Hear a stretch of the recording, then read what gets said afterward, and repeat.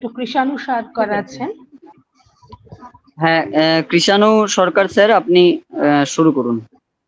Okay, thank you everyone, and distinguished guest, esteemed speaker, and participant from every sphere of academic area.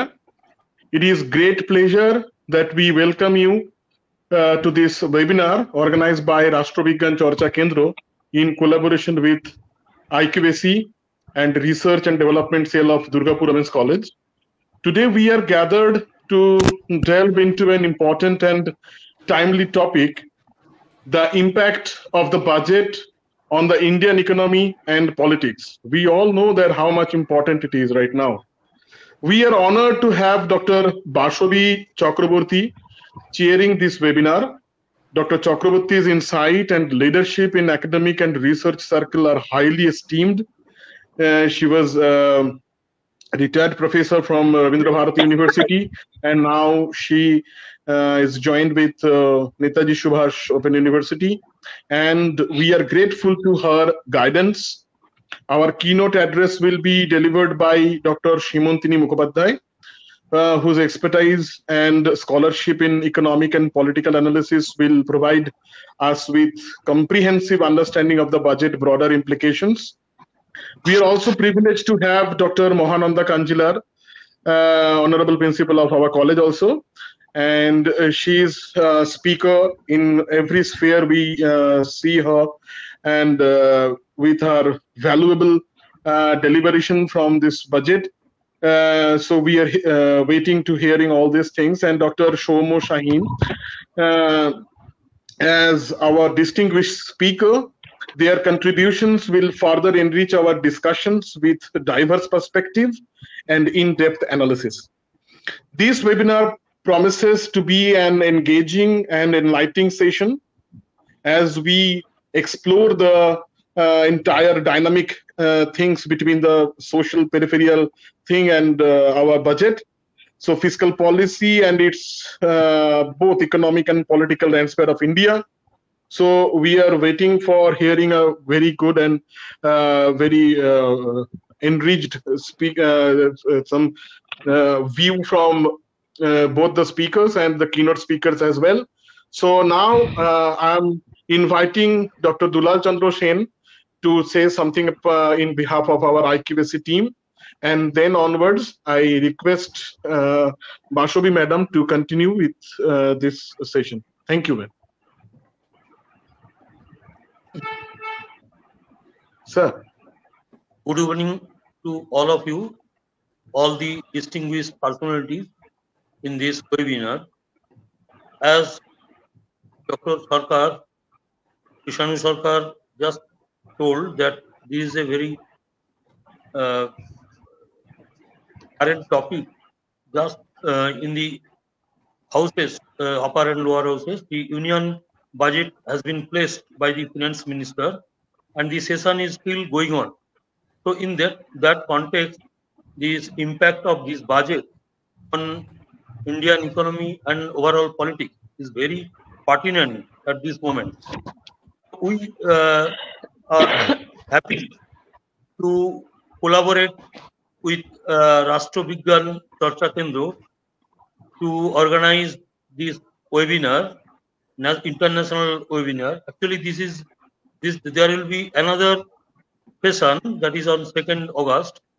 So today, this session will be chaired by the senior faculty of Netaji Subhash Open University, Dr. Bashabi Chakraborty. Madam, I heartily welcome you. And the keynote address will be delivered by Dr. Shimantini Mukhopadhyay. She is currently Assistant Professor of Economics, Institute of Development Studies, Kolkata. Our principal, the principal of this college, actually who has taken also the many initiatives to organize this webinar, today's webinar, Dr. Mohananda Kanjilar, principal of this college. Another eminent speaker, Dr. Shomo Shaheen. He is the Assistant Professor of Economics in West Bengal National University of Juridical Sciences, Kolkata. So this session, we hope that it will be very enriching webinar, and the deliberation will be very helpful to us to understand this budget and its impact. Internal Quality Assurance Cell and the Research and Development Cell of Durgapur Women's College, under the leadership of Dr. Kanjilal, organizing many national and international webinars. Today, we are happy to be here to on this session. I am thankful to all the eminent speakers, dignitaries present in this session. So again, on behalf of Durgapur Women's College and IQAC, Internal Quality Assurance Cell and Research Development Cell of Durgapur Women's College, to this session. There will be a second session. I am just mentioning that that is also on union budget this fiscal year 2024-25. On that session will be chaired by Professor Sanjoy Banerjee, Professor of Finance, University of Nottingham, England, and the whole that webinar will be patronized by the principal of Durgapur Women's College, Dr. Mahananda Kanjilal. There will be 3 speakers. Professor Achin Chakraborty, he will deliver the keynote address. He is currently the Professor of Economics and Director of Institute of Development Studies, Kolkata. The other 2 speakers are Professor Shoibal Kaur. He is also Professor, the Reserve Bank India Chair Professor of Economics, the Center of Studies in Social Sciences, Kolkata, and Professor Mahalaya Chatterjee, the Senior Faculty Member of Department of Economics, University of Calcutta. So, I am again expressing my heartfelt thanks to all the dignitaries, the speakers on this webinar on behalf of Durgapur Women's College, IQAC, and Research and Development Cell. Thank you all. Please continue. Bashabi Madam, you can start the session. Yeah, thank you. Good evening to all. And in this state level webinar on impact of Union Budget 2024 on Indian economy and politics or political scenario, we are having 3 eminent speakers, and the keynote speaker is Dr. Shimantini Mukhopadhyay, Assistant Professor of Economics, Institute of Development Studies, Kolkata. And the second speaker is Mahananda Kanjilal, who is also an economist and a political analyst also. And now she has been serving as a principal in Durgapur Girls College.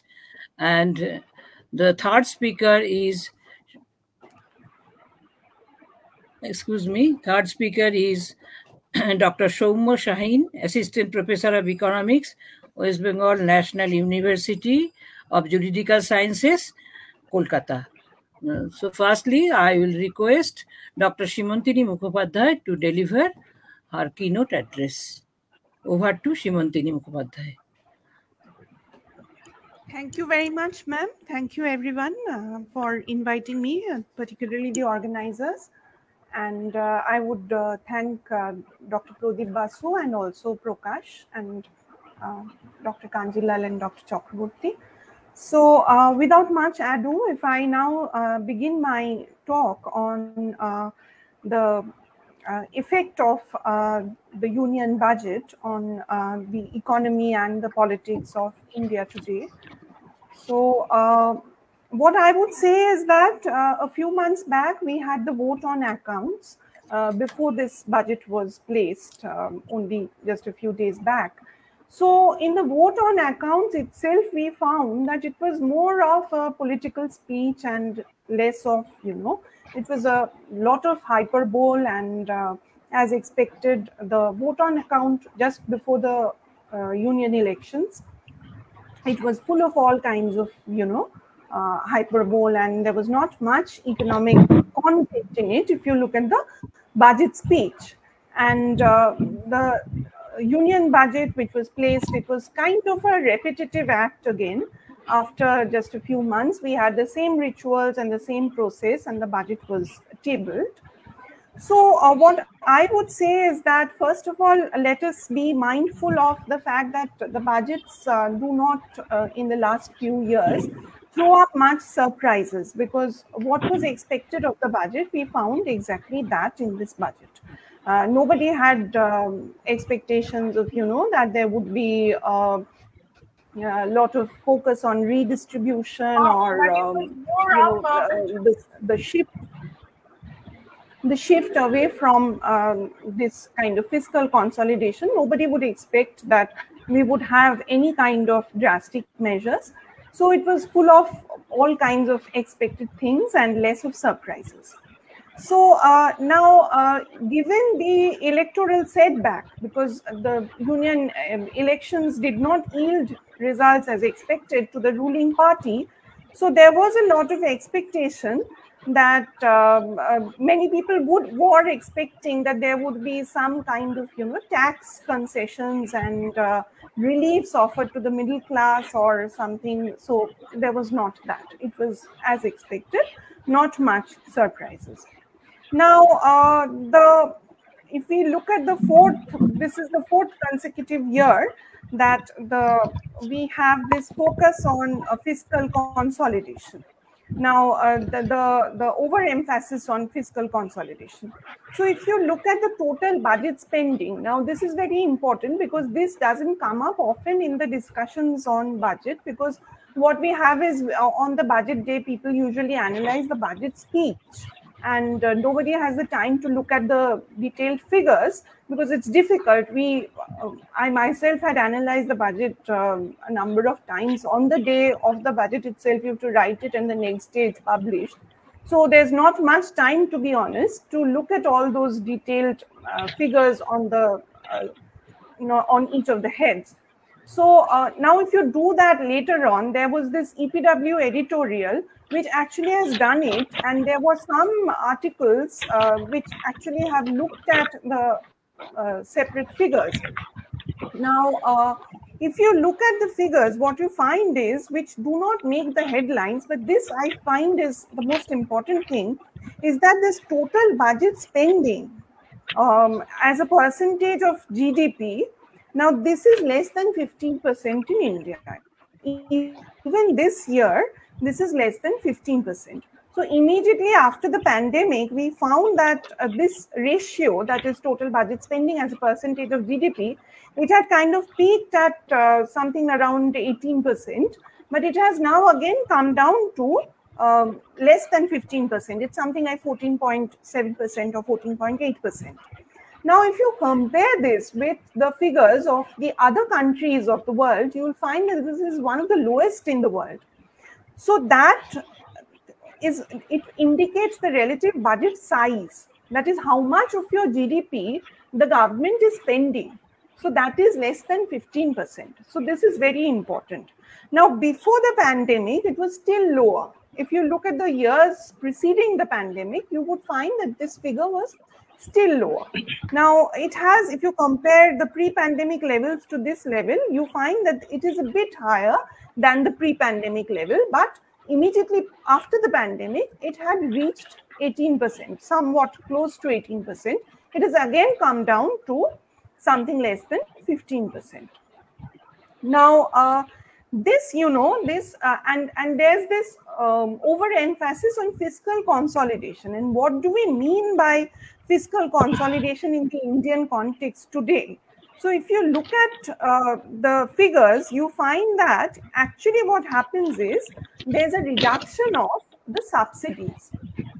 I don't know, I'm getting a lot of noise. So if everybody mutes the background, you know, it will be useful. I think I'm getting a lot of noise. Okay, thank you. So so as I was saying, that this actually in the name of fiscal consolidation, what we find now is a reduction in subsidies. Again, the EPW editorial, it came on the 27th of July. So if you look at it, if I would ask the students who are interested in analyzing the budget to go through this 2-page short editorial in EPW. So it also summarizes, it also highlights this fact that, you know, this reduction in the spending on subsidies. So if you look at, you know, the macro numbers, you find that the revenue spending, it has actually shrunk. In the post-pandemic level, it had reached a peak of about 15%, and it has again come down to 11%. And this is due to the squeezing of the subsidies. If you look at the subsidy share, you'll see that it has fallen. It has fallen a lot. Now, what happens if the subsidy share falls? Who bears the brunt of this fall in subsidies? Obviously, it is more of the marginalized and the poorer sections of the society who bear the brunt of this shrinkage in subsidies. And what happens is, this is an ideological, you know, this assumes an ideological flavor in the current regime. This is what we've seen, that, you know, in the name of fiscal consolidation, আমাকে বলা হয়েছে যে একটু বাংলা ইংরেজি মিশিয়ে বলতে, কারণ অনেকের হয়তো তাতে সুবিধা হবে। তো ফিসকাল কনসলিডেশন বলতে যেটা বোঝায়, সেটা হচ্ছে যারা অর্থনীতির ছাত্র নন তাদের জন্য একটু বুঝিয়ে যদি বলি, যে রাজকোষটাকে টাইট করা, মানে আমার যে আয় আর ব্যয়, সরকারের যে আয় আর ব্যয়, সেটাকে যাতে রাজকোষটা শক্তিশালী থাকে, এইভাবে যদি বলি, মানে ফিসকাল স্ট্রেংথের কথা বলা হয়। এবার ফিসকাল স্ট্রেংথের নামে কি চলে এখানে, সেটা হচ্ছে বেসিক্যালি যেটা এবছরও দেখা যাচ্ছে, সেটা হচ্ছে সাবসিডি রিডাকশন। এবং এই সাবসিডি রিডাকশনের প্রত্যক্ষ প্রভাবটা আমরা দেখতে পাবো দরিদ্র অংশের মধ্যে এবং প্রান্তিক অংশের মধ্যে। এবার এই ফিসকাল কনসলিডেশনের একটা দিক যদি হয়, আমার ঘাটতি কমাতে গেলে আমার যদি একদিকে থাকে যে আমার ব্যয় সংকোচন করতে হচ্ছে, আমার স্পেন্ডিং কমাতে হচ্ছে, revenue spending has reduced as we've seen, উল্টো দিকে যেটা থাকে সেটা হচ্ছে কিন্তু আয়, সরকারের যে আয় বা রোজগার, ইনকাম। এবার সেটা কোথা থেকে আসবে? সেটা আসবে ট্যাক্স থেকে। একটা মূল জায়গা হচ্ছে ট্যাক্স, কর থেকে। এবার এখানে যেটা আমাদের problem in this economy, what we find is that the government is always taking a lopsided approach to revenue mobilization. What do I mean by that? I mean that is a tax GDP ratio, এটাও কিন্তু অত্যন্ত কম আমাদের দেশে আমরা যদি দেখি। এবার it was expected to reach around 12%, কিন্তু সেটা আমরা দেখছি যে যেটা হয়েছে, আবার আমরা দেখছি যে একটা একটু বেড়েছে, ট্যাক্স জিডিপি রেশিওটা ডেফিনেটলি বেড়েছে, আগের তুলনায় বেড়েছে, যেরকম টার্গেট ছিল তার কাছাকাছি গেছে। কিন্তু তার সঙ্গে সঙ্গে যেটা আমাদের দেখতে হবে, যে শুধুমাত্র ট্যাক্স জিডিপি রেশিওটা বাড়লে তো হবে না, তার সঙ্গে যেটা করতে হবে, ট্যাক্স কর কাঠামোয় সংস্কার করে একটা রিডিস্ট্রিবিউশনের কথা কিন্তু বারবার উঠেছে। তার কারণ হচ্ছে এই দেশে এই মুহূর্তে একটা বিরাট বড় সমস্যা, যেটা যদি বলি যে সব থেকে বড় সমস্যা, একটা বড় অংশের অর্থনীতি নিয়ে যারা কাজ করেন, উন্নয়ন অর্থনীতিবিদরা বলবেন যে সব থেকে বড় সমস্যা এই মুহূর্তে হচ্ছে ইনইকুয়ালিটি এবং আনএমপ্লয়মেন্ট। দুটোতেই আসবো একটু একটু করে। তো inequality, if I speak about inequality, I would refer to the works by Chancel and Piketty. These are the most cited works on inequality. Again, to the students, if you are not familiar with this literature, you can go through the works by Chancel and Piketty. যারা দেখিয়েছেন যে তারা বলছেন this is the billionaire রাজ ইন্ডিয়াতে যেটা চলছে, এবং তারা দেখিয়েছেন এই মে 2024 মে ইনফ্যাক্ট তারা একটা পেপারের মতো করে কিছু প্রপোজাল রাখেন। কি প্রপোজাল? যাতে করে এই অসাম্যটাকে একটু ট্যাকল করা যায়, একটু কমানো যায়। সেটার জন্য তাদের মতে মূল হাতিয়ার হচ্ছে এই কর কাঠামোর সংস্কার। কি ধরনের সংস্কার?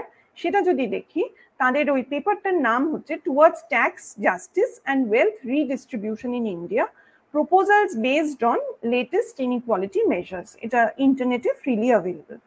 এবার এখানে যেটা তারা দেখাচ্ছেন, তারা বলছেন যে ভারতবর্ষে এই আর্থিক অসাম্য এবং সম্পদের অসাম্য এই মুহূর্তে হচ্ছে একেবারে একটা চরম বিন্দুতে দাঁড়িয়ে আছে, বাড়তে বাড়তে বাড়তে বাড়তে একদম চরম বিন্দুতে এটা পৌঁছেছে। এবার এই এক্সট্রিম ইনইকুয়ালিটি যদি থাকে, সেটা কিন্তু তার মানে সোশ্যাল ইনজাস্টিসের সঙ্গে খুব সরাসরি সম্পৃক্ত। এবার এই সোশ্যাল ইনজাস্টিস মানে এই ন্যায্যতার প্রশ্নটা, যেহেতু আপনারা রাষ্ট্রবিজ্ঞান চর্চা কেন্দ্র, সেই কারণে এই কথাগুলো খুব ইম্পর্টেন্ট। এখানে এই ন্যায্যতার চর্চাটা খুব দরকার। মানে ন্যায্যতা কি, বারবার আমরা যদি দেখি অসাম্যের ক্ষেত্রে ন্যায্যতার ধারণাটা কিভাবে আসবে, জাস্টিসের ধারণাটা কিভাবে আসবে।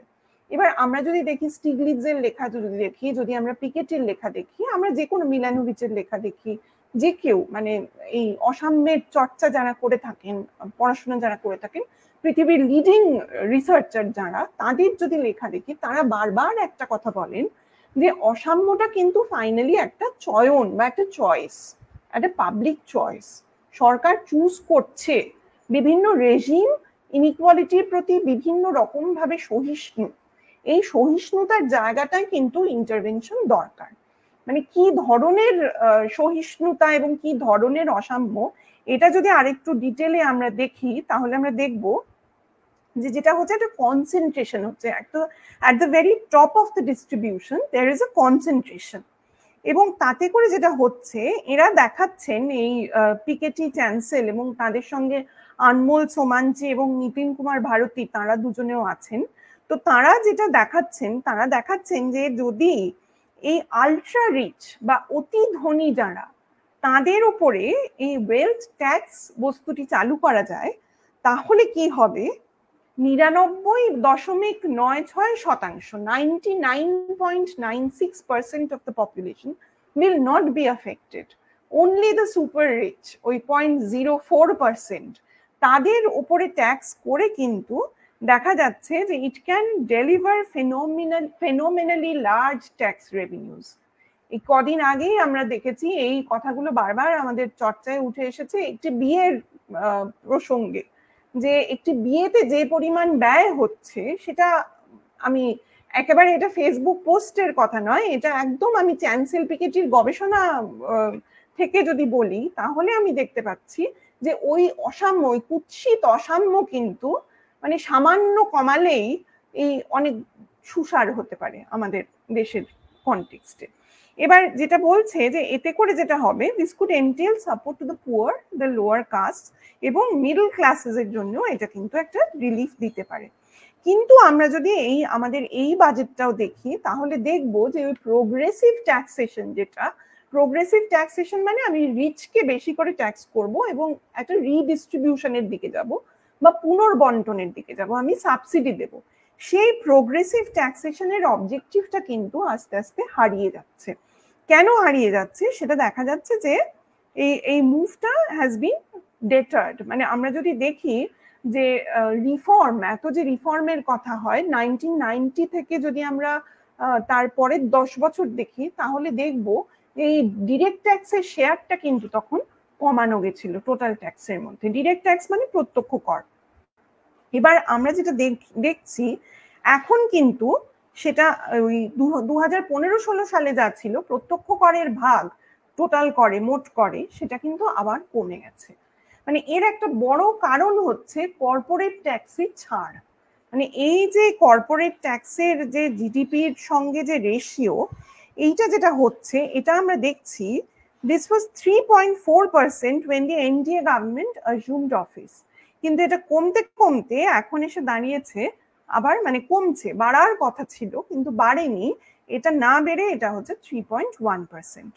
এবার এখানে আমরা যেটা দেখছি, এবার একটা প্রশ্ন উঠতে পারে, মানে খুব গোদা প্রশ্ন, যে কেন এই যে এই বিয়েটি, যে বিয়ের প্রসঙ্গটা আমি উত্থাপন করলাম, সেই সূত্রে অনেকেই বলছিল যে তিনি ধনী, তিনি যদি তার এই খরচ করেন তাতে অন্যায় কোথায়, এটা তো তার খেটে উপার্জন করা। কিন্তু এই খেটে উপার্জনের মধ্যে কিন্তু this has to be question, বিশেষ করে রাষ্ট্রবিজ্ঞানী এবং অর্থনীতিবিদরা এই প্রশ্নগুলো না তুললে কিন্তু খুব মুশকিল, এবং গোদাভাবে না তুলে সূক্ষ্মভাবে আমরা যদি তুলি, আমাদের পরিবেশ ধ্বংস করে, আমাদের খুব সহজভাবে যদি বলি, আমাদের মানব সম্পদ, আমাদের হিউম্যান রিসোর্স এক্সপ্লয়েট করে, চিপ লেবার ব্যবহার করে যে উৎপাদন হচ্ছে, এবং সেখানে কিন্তু সেই দায় থাকে, মানে এই কন্ট্রিবিউশনের দায় থাকে আল্ট্রা রিচের, কিন্তু সেটা এখানে একেবারেই বাজেট অন্তত মানে যেরকম এক্সপেক্টেড ছিল সেরকমই বড়সড় কোনো পরিবর্তনের দিকে যায়নি। আমি আর দুটো তিনটে ছোট ছোট কথা বলবো, বলে শেষ করবো আমার বলার যা। এবং এখানে আমরা যদি দেখি যে ইনডাইরেক্ট ট্যাক্সের শেয়ারটা কিন্তু বাড়ছে, মানে জিএসটির শেয়ার সেটা কিন্তু বাড়ছে।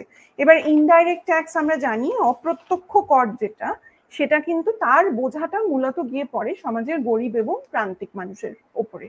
কারণ একটা জিনিস কিনতে গেলে, একটা ওষুধ কিনতে গেলে আমিও যে ট্যাক্স দিই, যেটা জিএসটি দিচ্ছি, আমার পরিবারে যিনি কাজ করেন তিনিও সেই ট্যাক্স দিচ্ছেন, এবং আম্বানিও যদি সেই ওষুধটি ব্যবহার করেন একই ট্যাক্স দিচ্ছেন। অতএব এটা ইনহেরেন্টলি এটার মধ্যে একটা ইনজাস্টিস আছে। এর শেয়ারটা যদি বাড়তে থাকে, তার মানে সেটা আমরা যদি অসাম্য কমাতে চাই তাহলে সেটা সঠিক রাস্তা নয়। এবার আমরা কিছু কিছু জিনিস দেখেছি যে ওই ক্যাপিটাল গেইনস ট্যাক্স, এখানে উইভ সিন যে there have been some measures like capital gains tax and securities transactions tax. So some commentators have interpreted this positively, that this is kind of trying to tackle that extreme inequality, but this is actually what other people have analyzed. They are of the this is more probable that this is in order to tackle the volatility in the stock market, more to do that than to discourage the unhealthy growth in derivative trading, than to encourage this kind of যেটা বলছিলাম যে progressive taxation encourage করা চাইতো। এটার উদ্দেশ্যটা অন্য, মানে এই ক্যাপিটাল গেইনস ট্যাক্সটা নিয়ে এটা কমানো হয়েছে, এটা বাড়ানো হয়েছে ঠিকই, কিন্তু তাতে করে খুব উল্লসিত হওয়ার কিছু নেই, কারণ উদ্দেশ্যটা অন্য হয়ে থাকতে পারে। এবার ইনকাম ট্যাক্সে কিছু মার্জিনাল রিডাকশন হয়েছে লোয়ার মিডল ইনকাম গ্রুপের জন্য, এবং ফ্যামিলি পেনশনে কিছু ডিডাকশন দেওয়া হয়েছে, যেগুলো ইতিবাচক পদক্ষেপ। These can be interpreted as positive steps. কিন্তু what we find here in this post-pandemic situation, the recovery is K-shaped. What is a K-shaped recovery? Economy যে recover করছে, some sectors are recovering fast, but many other sectors are not. So the recovery is happening in different paces in different sectors. So that is a K-shaped thing. Somewhere it's faster, somewhere it's lower, somewhere it hasn't started at all. তো সেই ক্ষেত্রে যে ধরনের proactive measure দরকার ছিল সেটা কিন্তু এই বাজেটে একেবারেই নেই। এবং শেষে যে কথাটা বলে শেষ করব, যে একটা যদি হয় অসাম্য, যেটা নিয়ে খুব আলোচনা হওয়া দরকার, আরো বেশি বেশি করে হচ্ছে, কিন্তু আরো বেশি দরকার, আরেকটি হচ্ছে আনএমপ্লয়মেন্ট। রিজার্ভ ব্যাংক একটি ডকুমেন্ট পেশ করে কদিন আগে, তাতে লেখা ছিল যে আনএমপ্লয়মেন্ট কমছে, কিন্তু সেটা দেখা যাচ্ছে যে সেটা আসছে কোথা থেকে না, নমুনা সমীক্ষা থেকে বা ন্যাশনাল স্যাম্পল সার্ভে থেকে। এবার আমরা যদি ন্যাশনাল স্যাম্পল সার্ভে দেখি, the unemployment reduction, it has actually happened in sectors where unemployment reduction is not the kind of employment we look at, মানে আমরা যে ভাবি চাকরি বাড়ছে সেটা কিন্তু নয়। মানে ফিমেল লেবার ফোর্স পার্টিসিপেশন বলা হচ্ছে বাড়ছে, এটা কিন্তু আনপেড ওয়ার্কে মূলত বাড়ছে, এটা অনেকেই দেখিয়েছেন তাদের কাজে, এবং ফ্যামিলি এন্টারপ্রাইজে বাড়ছে। তো এই যে অমূল্যায়িত নারী শ্রম, মানে এটা ভালো, যে এটা বাড়া ভালো জিনিস না খারাপ জিনিস, সে নিয়ে কিন্তু প্রচুর বিতর্ক রয়েছে। সুতরাং সেই অমূল্যায়িত নারী শ্রমের কাঁধে বন্দুক দিয়ে যদি বলা হয় যে আনএমপ্লয়মেন্ট কমছে এবং সেটা একটা ইতিবাচক ব্যাপার, তাহলে একটু প্রশ্ন করার দরকার। এবং এই যে স্কিলিং এর কথা বলা হয়েছে, অনেক টাকা খরচ করে স্কিল বাড়ানো হবে, স্কিল সেট বাড়ানো হবে, যুব সমাজের ট্রেনিং, স্কিল সেট বাড়ানো ইত্যাদির উপরে অনেক নজর দেওয়া হয়েছে, বিশাল অঙ্কের টাকা একটা প্রমিস করা হয়েছে যে খরচ করা হবে, which is all good, কেউ বলবে না যে সেটা খারাপ, কিন্তু it will tackle the supply side issues. কিন্তু আমরা যেটা জানি যে ডিমান্ড সাইডটা আমাদের কিন্তু বেশি করে দুর্বল এই মুহূর্তে, এবং আমাদের এই সরকার এই নীতিগতভাবে আদর্শগতভাবে ডিমান্ড সাইড নিয়ে কথা বলেন না। এই চাহিদা বাড়াতে গেলে কিন্তু ভারতবর্ষের মতো অর্থনীতিতে দরিদ্র মানুষ, প্রান্তিক মানুষের হাতে বেশি টাকা দরকার। সাবসিডি কমিয়ে ভুল জায়গায় আনএমপ্লয়মেন্ট বেড়েছে বলে উল্লাস প্রকাশ করে সেই উদ্দেশ্য চরিতার্থ হবে বলে আমার মনে হয় না। So I would stop here. Thank you.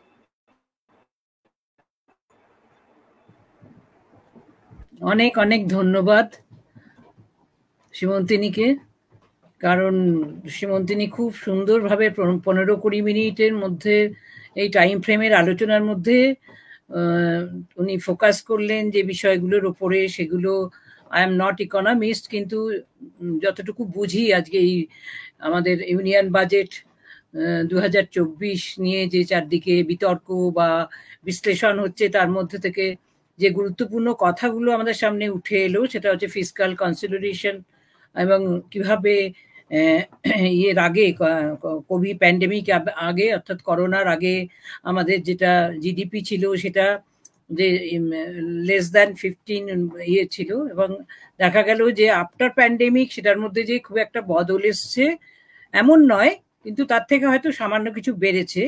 আর কিন্তু যেটা সবচেয়ে গুরুত্বপূর্ণ আমাদের মতো একটা উন্নয়নশীল দেশে, সেটা হচ্ছে যে রিডাকশন ইন সাবসাইডি। হ্যাঁ, তো সেইটা নিয়ে নিশ্চয়ই ভাবনা চিন্তা করা উচিত। সুতরাং আর সোশ্যাল ইনজাস্টিসের কথা উনি বলেছেন, যে কথা অনেকদিন ধরেই নোবেলজয়ী অর্থনীতিবিদ অমর্ত্য সেন বলে যাচ্ছেন সামাজিক ন্যায় বিচার নিয়ে, বা উনি ন্যায্যতা কথাটা ব্যবহার করেছেন। কিন্তু বাজেটটা এমনভাবেই হয়েছে যে যেটা আমাদের সমাজের যারা প্রান্তিক মানুষ, যারা ডিসঅ্যাডভান্টেজ গ্রুপ, তাদের নিডসগুলো যে খুব ক্যাটার করবে বলে আমরা মনে করি না। সুতরাং বাজেটটার মধ্যে অনেক কিছু লুপহোলস থেকে গেছে, যেগুলো হয়তো আরো পরবর্তী সময়ে যারা আলোচনা করবেন, আরো 2 ইকোনমিস্ট আছেন আমাদের সঙ্গে, তাদের আলোচনার মধ্যে দিয়ে বেরিয়ে আসবে। কিন্তু সীমন্তিনী মুখোপাধ্যায় আজকে 15-20 মিনিটের খুব সামান্য পরিসরে সময়ের যে চমৎকার তার উপস্থাপনা, সেটা সত্যি সত্যি প্রশংসনীয়। Many many thanks to Simantini Mukhopadhyay. Now I will request Dr. Mohananda Kanjilal, who is the principal of Durgapur Girls College and also an economist and political analyst. So I will request Mohananda, and I have a long association with Mohananda because many years ago I worked as research associate in Urban Studies Center of Calcutta University. Then she was a PhD research scholar. So I will request Mohananda to focus on the impact of budget not only on the Indian economy but also on political scenario or politics. Over to Mohananda. Very good evening to Dr. Bashavi Chakraborty, Dr. Shyamantini Mukhopadhyay, Dr. Soumya Shahin, and Dr. Dulal Sen, Dr. Krishanu Sarkar from Durgapur Women's College, and of course to Prakash. Actually the credit goes to Prakash. আমি প্রথমে একটু বলছি, আমাকে প্রকাশ বাংলাতেই বলতে বলেছে, because আমাদের অনেক স্টুডেন্টসদেরও জয়েন করার কথা, তারা যাতে বুঝতে পারে।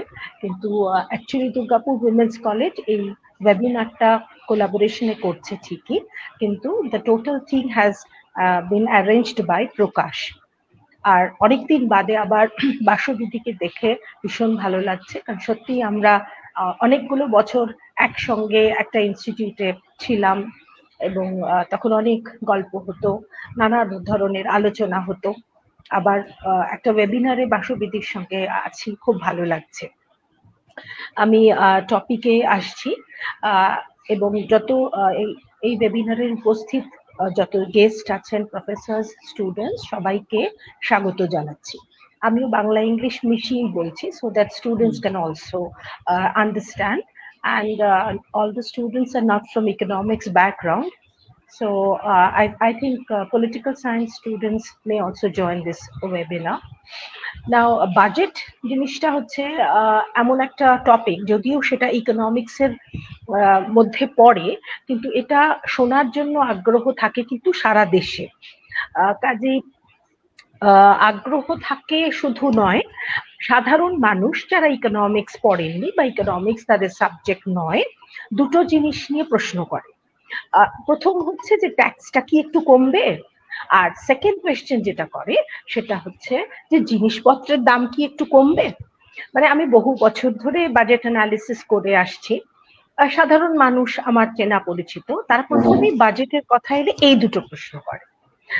তার মানে হচ্ছে যে actually these two are the most important demanded topics need to be answered by the analysts or discussing about budget. এখন বাজেটে যাওয়ার আগে, বাজেট এতদিনে আপনারা সবাই দেখেছেন, বুঝেছেন, পড়েছেন, কিন্তু বাজেটে যাওয়ার আগে একটু আগে সেমন্তিনী যেভাবে সুন্দরভাবে জিনিসগুলো ব্যাখ্যা করলো এবং দুটো খুব ইম্পর্টেন্ট গুরুত্বপূর্ণ প্রবলেম আইডেন্টিফাই করলো।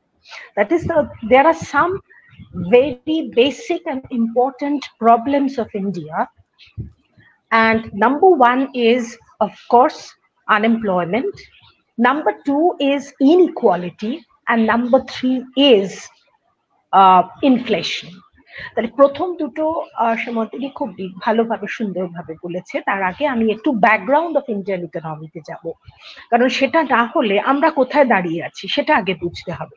তারপর আমরা বলতে পারবো যে আমাদের এই অবস্থা থেকে how we can improve ourselves. প্রথমেই আসবো, যেহেতু এই আলোচনাটা শুধুমাত্র অর্থনীতির নয়, তার সঙ্গে রাজনীতির একটা বিষয় আছে, সেজন্য এটা প্রথমেই বলতে হবে যে আমরা বিভিন্ন রাজনীতিবিদদের কাছ থেকে একটা আইডিয়া সমস্ত টিভি চ্যানেলে বা সমস্ত খবরের মধ্যে দিয়েই খুব প্রকট করা হচ্ছে ইদানিং। সেটা হচ্ছে যে ভারতবর্ষের অর্থনীতিটা থার্ড পজিশনে চলে যাবে খুব শিগগিরই, এখন পঞ্চমে আছে। এটা শুনলে সত্যি খুব গর্ব হয়। We feel proud actually that Indian economy is moving towards $5 trillion economy or something like that. So the thing is, actual scenario টা কিন্তু জানতে হবে। অর্থাৎ এই কথাটা যে খুব মিথ্যে তা নয়, but this is partially true. কেন পার্শিয়ালি ট্রু? তার কারণ হচ্ছে যার বেসিসে এটা বলা হচ্ছে সেটা হচ্ছে গ্রস ডোমেস্টিক প্রোডাক্ট, যেটা আংশিক সত্য বলে থাকে। কিন্তু যদি আসল চিত্র দেখতে হয় সরি, তাহলে আমাদের দেখতে হবে গ্রস ন্যাশনাল ইনকাম পার ক্যাপিটা বা মাথা পিছু আয়। তাহলে মাথা পিছু আয়টা কি? What is per capital income? It is actually total national income divided by the population of the country. That is how the national income of the country is getting distributed among the population of the particular country. এবারে আমরা যদি পার capital ইনকামটা দেখি তাহলে আমরা দেখব যে 181টা দেশের মধ্যে ভারতের স্থান হচ্ছে 141। Out of 181 countries, the position of India is 141. তাহলে জিডিপি নিরিখে যদি আমরা শুধু বিচার করি তাহলে সম্পূর্ণ চিত্রটা পাওয়া গেল না। এবার আমরা যদি কতগুলো ইকোনমিক সুপার পাওয়ারের সঙ্গে কম্পেয়ার করি, ইকোনমিক সুপার পাওয়ারের মধ্যে প্রথম হচ্ছে ইউনাইটেড স্টেটস অফ আমেরিকা। তাদের মাথা পিছু আয় কত? পার capital national income, that is $76,370। তারপরে আরেকটা সুপার পাওয়ার দেখতে পারি ইউরোপের জার্মানি, তার পার ক্যাপিটা ইনকাম কত? $53,390। ইউনাইটেড কিংডমের কত? অ্যারাউন্ড 48,000। আমি অত ডিটেলে যাচ্ছি না। ইন্ডিয়ার কত? ইন্ডিয়ার পার ক্যাপিটা ইনকাম হচ্ছে $2,380। তাহলে এবারে বোঝা যাচ্ছে যে যেখানে বলা হচ্ছে যে ইউকে অর্থনীতির থেকেও আমরা এগিয়ে গেছি, সেখানে ইউকের পার ক্যাপিটা ইনকাম 48,000 আর আমাদের পার ক্যাপিটা ইনকাম হচ্ছে 2,300। আই হোপ আমি বোঝাতে পারলাম যে this is the actual scenario. কাজে যে কথাটা বারবার প্রজেক্ট করা হচ্ছে সেটা কিন্তু ভারতবর্ষের সামগ্রিক চিত্র নয়। সেকেন্ডে আসছি, সেটা হচ্ছে HDI র্যাঙ্ক। আমার পৃথিবী বিখ্যাত অর্থনীতিবিদ অমর্ত্য সেন এবং প্রফেসর ড্রেজ, তাদের প্রচুর লেখালেখি আছে এবং বাসবিদি যেটা বলছিলেন বারবার যে তারা এই মানব সম্পদের উপরে, উন্নয়নের উপরে বারবার জোর দিয়েছেন এবং তারা এটাই দেখিয়েছেন বা বলেছেন যে in health, education, gender discrimination, nutrition, India is much behind many other countries including neighbouring countries like Bangladesh. বাংলাদেশের থেকেও কিন্তু আমরা এই প্যারামিটার্স গুলোতে পিছিয়ে রয়েছি, কাজে এগুলো খুব লক্ষণীয় বিষয়। এবারে আসছি HDI rank. What is HDI rank? মানব উন্নয়ন সূচক। এটা কি? সারা পৃথিবীর যত দেশ আছে কতগুলো প্যারামিটারে এই মানব উন্নয়নটাকে পরিমাপ করা হয়। সেখানে আমরা কোথায় দাঁড়িয়েছি? আমরা রয়েছি 132 পজিশন আউট অফ বোধহয় 50 কান্ট্রিজ। তাহলে 150টা কান্ট্রির মধ্যে আমাদের নিচের দিকে পজিশন হচ্ছে 130। তাহলে আবার সেই ইউকের কথা বলি, কারণ ইউকের সঙ্গে তুলনা করা হয়েছিল। ইউকের পজিশন কত? 18। জার্মানি কত? 9। USA কত? 21। চায়না, যাদের সঙ্গে আমাদের ইকোনমিক কিছু কম্পিটিশনের কথা বলা হয়, 79। তার মানে ভারতবর্ষ হিউম্যান ডেভেলপমেন্ট ইন্ডেক্সেও অনেক অনেক পিছিয়ে রয়েছে। এবারে আসছি এক্সপেন্ডিচার অন এডুকেশন। শিক্ষা এবং স্বাস্থ্য এই দুটো হচ্ছে যে কোনো জাতির স্তম্ভ বা ভবিষ্যৎ। এটার উপর বেস করেই কিন্তু একটা কান্ট্রি এগিয়ে যেতে পারে। Extremely sorry because I am suffering from cough and cold. So এডুকেশনে আমাদের এখানে কত খরচা হয়? 2.6%। প্রত্যেকবারই ইকোনমিস্টরা তারা বলেন যে 5-6% যদি এডুকেশনে খরচা না হয় মিনিমাম, তাহলে একটা কান্ট্রি এগোতে পারে না। কিন্তু আমরা দেখতে পাই যে অর্থনীতিবিদরা তারা বলতে পারে ম্যাক্সিমাম যে এটা করো ওটা করো, কিন্তু অ্যাকচুয়াল ইমপ্লিমেন্টেশন করার দায়িত্ব হচ্ছে রাজনীতিবিদদের। কাজেই যথারীতি তারা অর্থনীতিবিদদের কথা শোনেন না, তারা তাদের মতোই বাজেট করেন। তাই এবারের বাজেটেও education expenditure 2.6%, which is tremendously low in the country of highest population of the world. এবারে আসছি পার ক্যাপ স্বাস্থ্যের উপর ব্যয় কত? 1600 টাকা। সেই নিরিখে ভারতবর্ষের পজিশন কত? 200টা দেশের মধ্যে ভারতবর্ষের পজিশন হচ্ছে 144, 144 আউট অফ 200 কান্ট্রিজ। এরপর আসি যেটা সব থেকে গুরুত্বপূর্ণ, সেটা কি? Research and development. একটা ছোট্ট ঘটনা বলি যে একসময় আর্জেন্টিনা এবং USA তাদের অর্থনৈতিক অবস্থা মোটামুটি একই ছিল, কিন্তু কিছুদিন বাদে ইউনাইটেড স্টেটস অফ আমেরিকা শুধুমাত্র বিনিয়োগ নয়, রিসার্চ এন্ড ডেভেলপমেন্টে বিপুল খরচা করে আর্জেন্টিনাকে অনেক অনেক পেছনে ফেলে ইকোনমিক সুপার পাওয়ারে পরিণত হলো। অর্থাৎ যদি রিসার্চ এন্ড ডেভেলপমেন্টে যথার্থ খরচ করা না হয় তাহলে কিন্তু একটা কান্ট্রি এগোতে পারে না। তাহলে এবার আবার সেই কম্প্যারিজনে আসবো, সেটা হচ্ছে রিসার্চ এন্ড ডেভেলপমেন্ট, গবেষণায় USA কত খরচা করে জিডিপি? 3.5%। জার্মানি কত খরচা করে? 3.1%। ভারতবর্ষ কত খরচা করে? 0.64%। So only 0.64% of GDP is spent for research and development. Okay, and unfortunately যেটা আমি এডুকেশনের কথা বলছিলাম, between 2014 to 21 expenditure on education decreased in union budget. এর থেকে দুর্ভাগ্যের আর কিছু হতে পারে না। এবারে আসছি হাঙ্গার ইন্ডেক্স, যেটাকে বাংলায় ক্ষুধা সূচক বলা হয়। অর্থাৎ অপুষ্টি বা খাবার পায় না সেরকম সংখ্যা কত, কি অবস্থা ভারতবর্ষে। 2022-এর কথা বলছি, 2022, আউট অফ 121 কান্ট্রিজ ভারতবর্ষের পজিশন 107, অনেক নিচে। 2023-এ আরো খারাপ অবস্থা, অর্থাৎ 121 কান্ট্রিজের মধ্যে ইন্ডিয়া ওয়েন্ট ব্যাক টু 111, মানে 22-এর থেকে 23-এ অবস্থা আরো খারাপ হয়েছে। এবং পৃথিবীর মধ্যে সব থেকে বেশি চাইল্ড ওয়েস্টিং রেট আমাদের দেশে।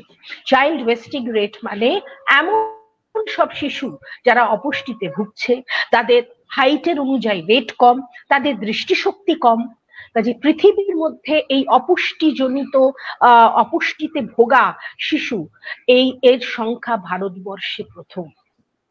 কাজে যখন আমরা খুব গর্ব করে বলছি যে হ্যাঁ ভারতবর্ষ 5th ইকোনমিক পাওয়ারে পরিণত হতে হয়েছে, এই দিকগুলো ভাবার প্রয়োজন আছে। আর অসাম্যর কথাটা সীমন্তিনী যেহেতু এত সুন্দর বলেছে, আমি আর ওটাতে যাচ্ছি না। এবার আরেকটা জিনিস জানা খুব দরকার, যেগুলো নিয়ে সারা পৃথিবীতে খুব আলোচনা হয়, দ্যাট ইজ হ্যাপিনেস ইন্ডেক্স।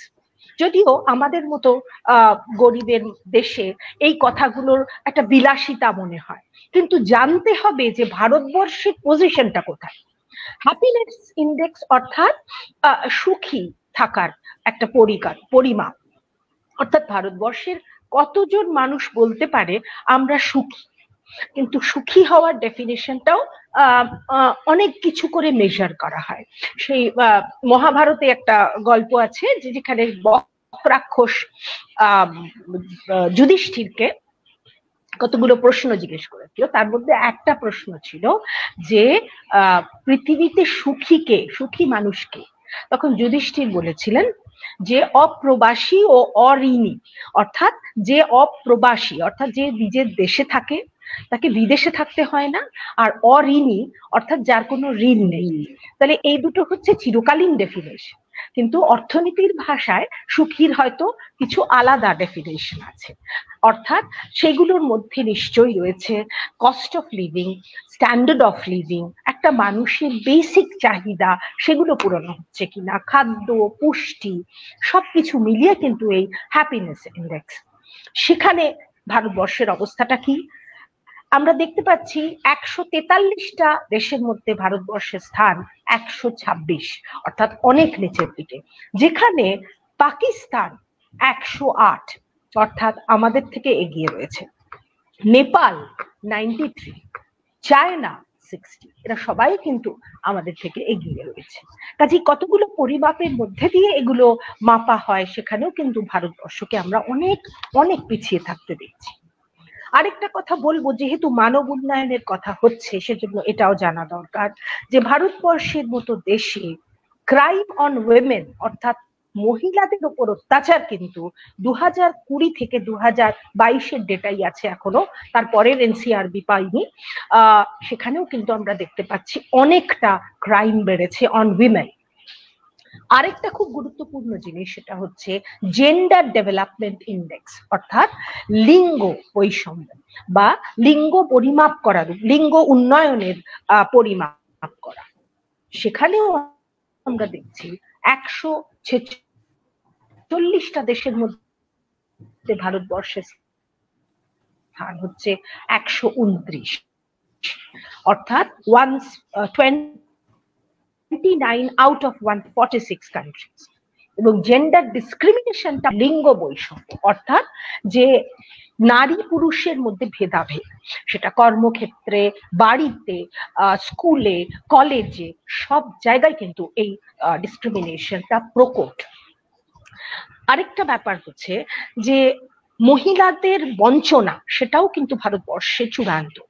অর্থাৎ দেখা গেছে সার্ভেতে, একটা ইন্টারন্যাশনাল সার্ভে, যে 15 থেকে 49 বছরের মহিলাদের ওজন তাদের যথার্থ ওজনের থেকে কম, এবং 53% উইমেন হচ্ছে অ্যানিমিক, 53% মহিলা রক্তাল্পতায় ভুগছে।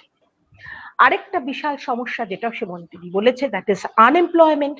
সেটা তো আমরা সবাই জানি যে একটা চূড়ান্ত পর্যায়ে চলে গেছে, এবং সেটা কি করে দূর করা যায় সেটাই কিন্তু সরকারের প্রথম এবং সব থেকে গুরুত্বপূর্ণ চ্যালেঞ্জ হওয়া উচিত। এবারে যেটাতে আসছি সেটা হচ্ছে তাহলে এই যে সমস্যাগুলোর কথা আমরা বললাম, এগুলো সমাধান কিন্তু আছে অর্থনীতিবিদদের কাছে। কেন আছে? তার কারণ অর্থনীতি কিন্তু একমাত্র এই সমস্যাগুলো নিয়ে আলোচনা করে, রিসার্চ করে, সেগুলোর পথ বাতলানোর চেষ্টা করে। এখন রাজনীতিবিদরা সেটা শুনবে কি শুনবে না সেটা তো তাদের হাতে, কিছু করার নেই।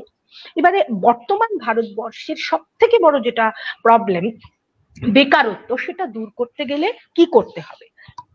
প্রথম উপায় হচ্ছে অবশ্যই বেসরকারি বিনিয়োগটাকে বাড়াতে হবে। তাহলে বেসরকারি বিনিয়োগের কি অবস্থা? আমরা দেখতে পাচ্ছি যে 2009 থেকে 11 সালের মধ্যে বেসরকারি বিনিয়োগ ছিল 27%, সেটা 2024-এ কমে গেছে 15%, অর্থাৎ একটা ডাউনওয়ার্ড ট্রেন্ড, একটা নিম্নগামী ট্রেন্ড আমরা দেখতে পাচ্ছি। অর্থাৎ বেকারত্বর এটা কিন্তু একটা অন্যতম কারণ। এর মূল কারণ কিন্তু যে আমরা manufacturing industry, large scale manufacturing industry তৈরি করতে পারছি না। যে ইন্ডাস্ট্রিয়াল রেভলিউশন ব্রিটেনে হয়েছিল, সেই শিল্প বিপ্লব যদি ভারতবর্ষে না আসে তাহলে কিন্তু এই বেকারত্বের সমস্যা দূর করা অত্যন্ত কঠিন এবং অসম্ভব। কিছুটা যদি কমানো যেতে পারে, সেটা হয় না। তার কারণটা কি? কেন আমি ম্যানুফ্যাকচারিং বলছি? কারণ একমাত্র ম্যানুফ্যাকচারিং ইন্ডাস্ট্রি অনেক সংখ্যক মানুষকে নিয়োজিত করতে পারে। ছোট ছোট ইন্ডাস্ট্রি আমাদের অনেক আছে, এমএসএমইও আছে, কিন্তু they are not sufficient to employ the large masses of unemployed people. তাহলে প্রথম হচ্ছে প্রাইভেট ইনভেস্টমেন্ট, যেটা কমে গেছে এবং এই ধরনের শিল্প বিপ্লব হচ্ছে না। আরেকটা কি দরকার, সেটা হচ্ছে পরিকাঠামো উন্নয়ন। এবারের বাজেটে কিন্তু পরিকাঠামো উন্নয়নের উপরে জোর দেওয়া হয়েছে এবং ইনফ্যাক্ট বেড়েছে। একমাত্র আমরা দেখতে পাচ্ছি 23% ইনক্রিজ করা হয়েছে ইনফ্রাস্ট্রাকচারাল ডেভেলপমেন্ট, যেটা সদর্থক দিক এই বাজেটে, এ বিষয়ে কোনো সন্দেহ নেই। এবং আরেকটা জিনিস যেটা করা মানে ভালো দিক, সেটা হচ্ছে ক্যাপিটাল এক্সপেন্ডিচারটা বেড়েছে, যেটাকে আমরা মূলধনী ব্যয় বলে থাকি, সেটাও কিন্তু বেড়েছে। কাস্টম ডিউটি বেড়েওছে, আবার কিছুর ক্ষেত্রে কমেওছে। কাস্টম ডিউটি প্লাস্টিকের ক্ষেত্রে বেড়েছে, যেটা একটা অবশ্যই খুব সদর্থক দিক, কারণ প্লাস্টিক ইউজটা এনভায়রনমেন্ট ড্যামেজ করছে, কিছুতেই সেটা কিন্তু কমানো যাচ্ছে না এবং ধীরে ধীরে এনভায়রনমেন্টাল একটা ডিজাস্টারের দিকে আমরা চলে যাচ্ছি, কিন্তু আমরা শিখছি না। আমাদের উত্তরাখণ্ড হোক, পশ্চিমবঙ্গ হোক, সাউথ ইন্ডিয়া হোক, সব জায়গাতে এই কেরলের ওয়েনারের যে ভয়ঙ্কর ঘটনা আজকের খবরেই রয়েছে, এগুলো সবই কিন্তু পরিবেশ ধ্বংস করার জন্য, কিন্তু আমরা শিখছি না। পাহাড়ে বাঁধ তৈরি করা হচ্ছে, পরিবেশবিদরা বারণ করছেন, অর্থনীতিবিদরাও বারণ করছেন, কিন্তু কেউ শুনছে না।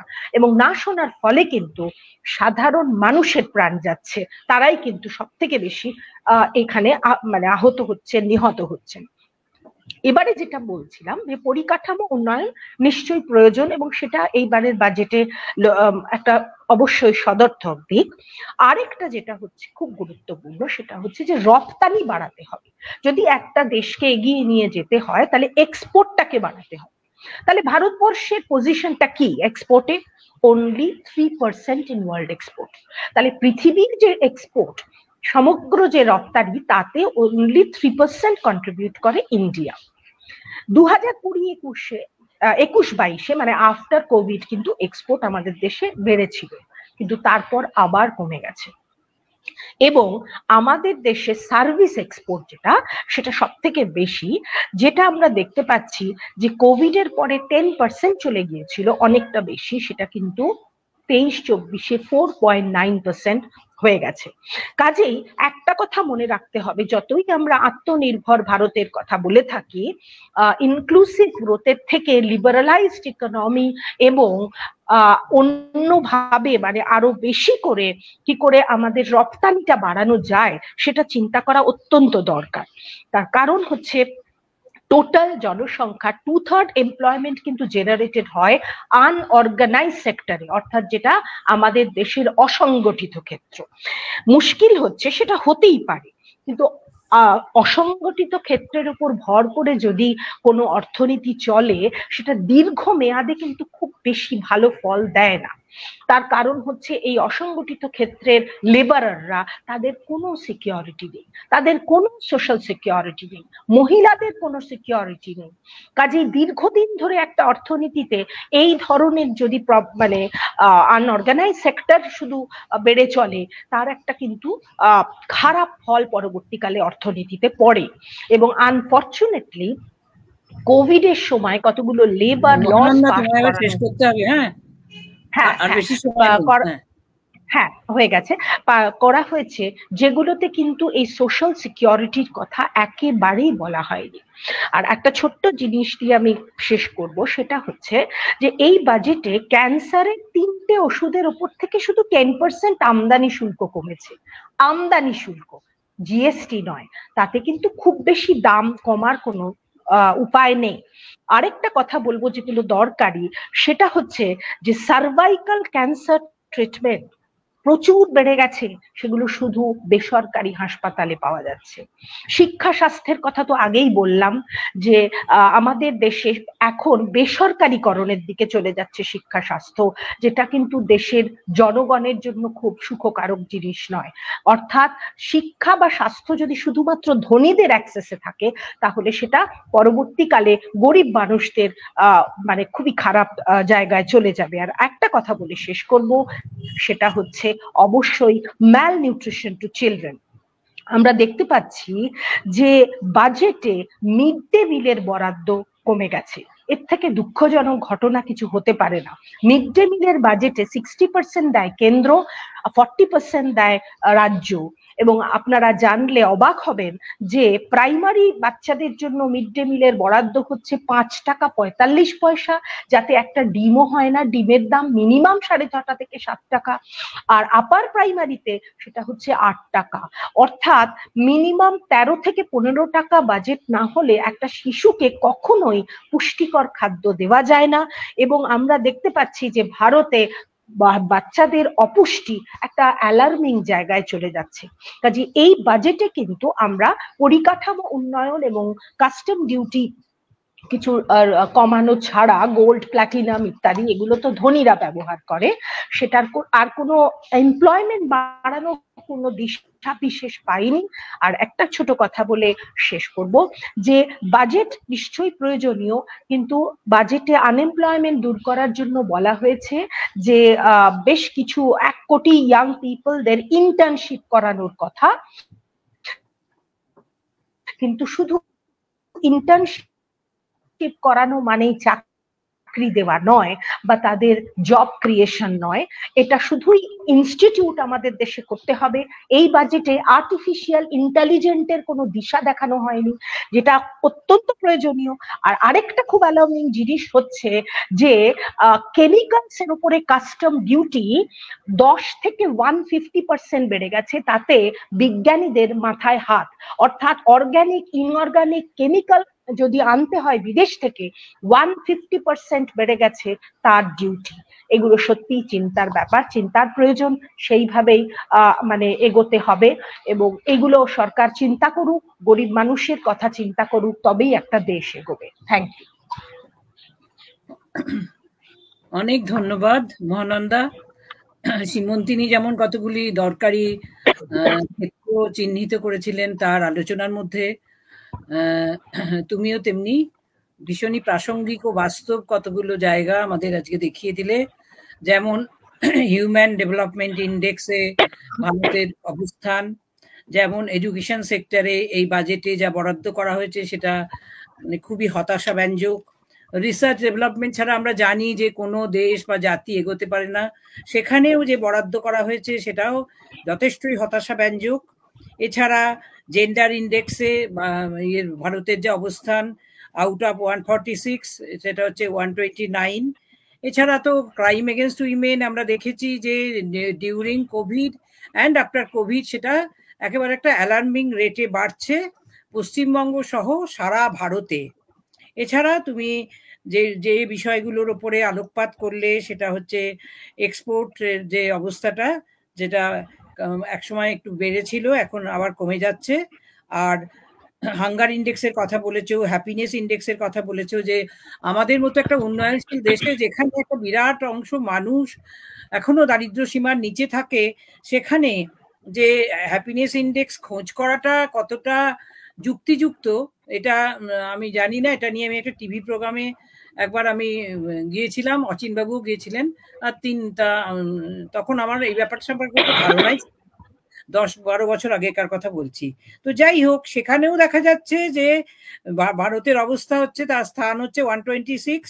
পাকিস্তানের মতো দেশ যেখানে তার অবস্থান হচ্ছে 108, তার নেপাল চায়না ভারতের ওপরে রয়েছে। সুতরাং সব দিক থেকেই আমরা যেটা দেখছি একটা হতাশাব্যঞ্জক ছবি।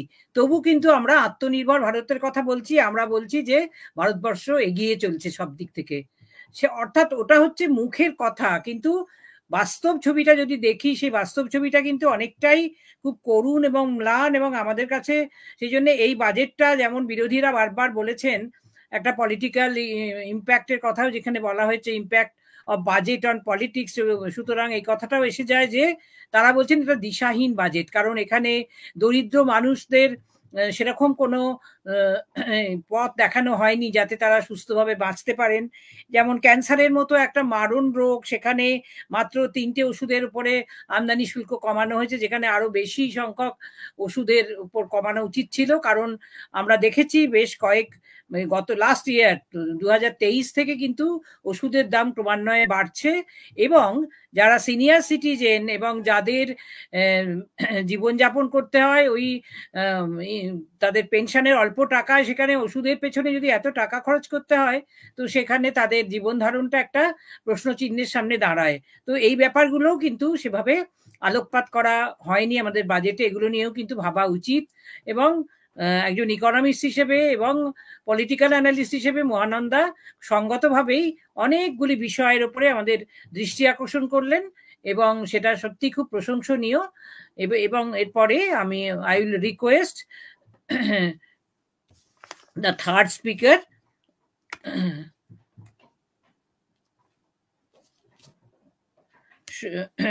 Dr. Soumya Shahin, who is Assistant Professor of Economics, NUJS, Kolkata.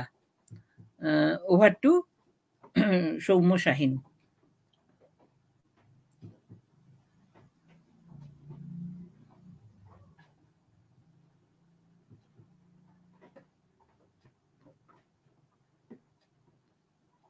Please give your opinion regarding the impact of Union Budget 2024 on Indian economy and politics.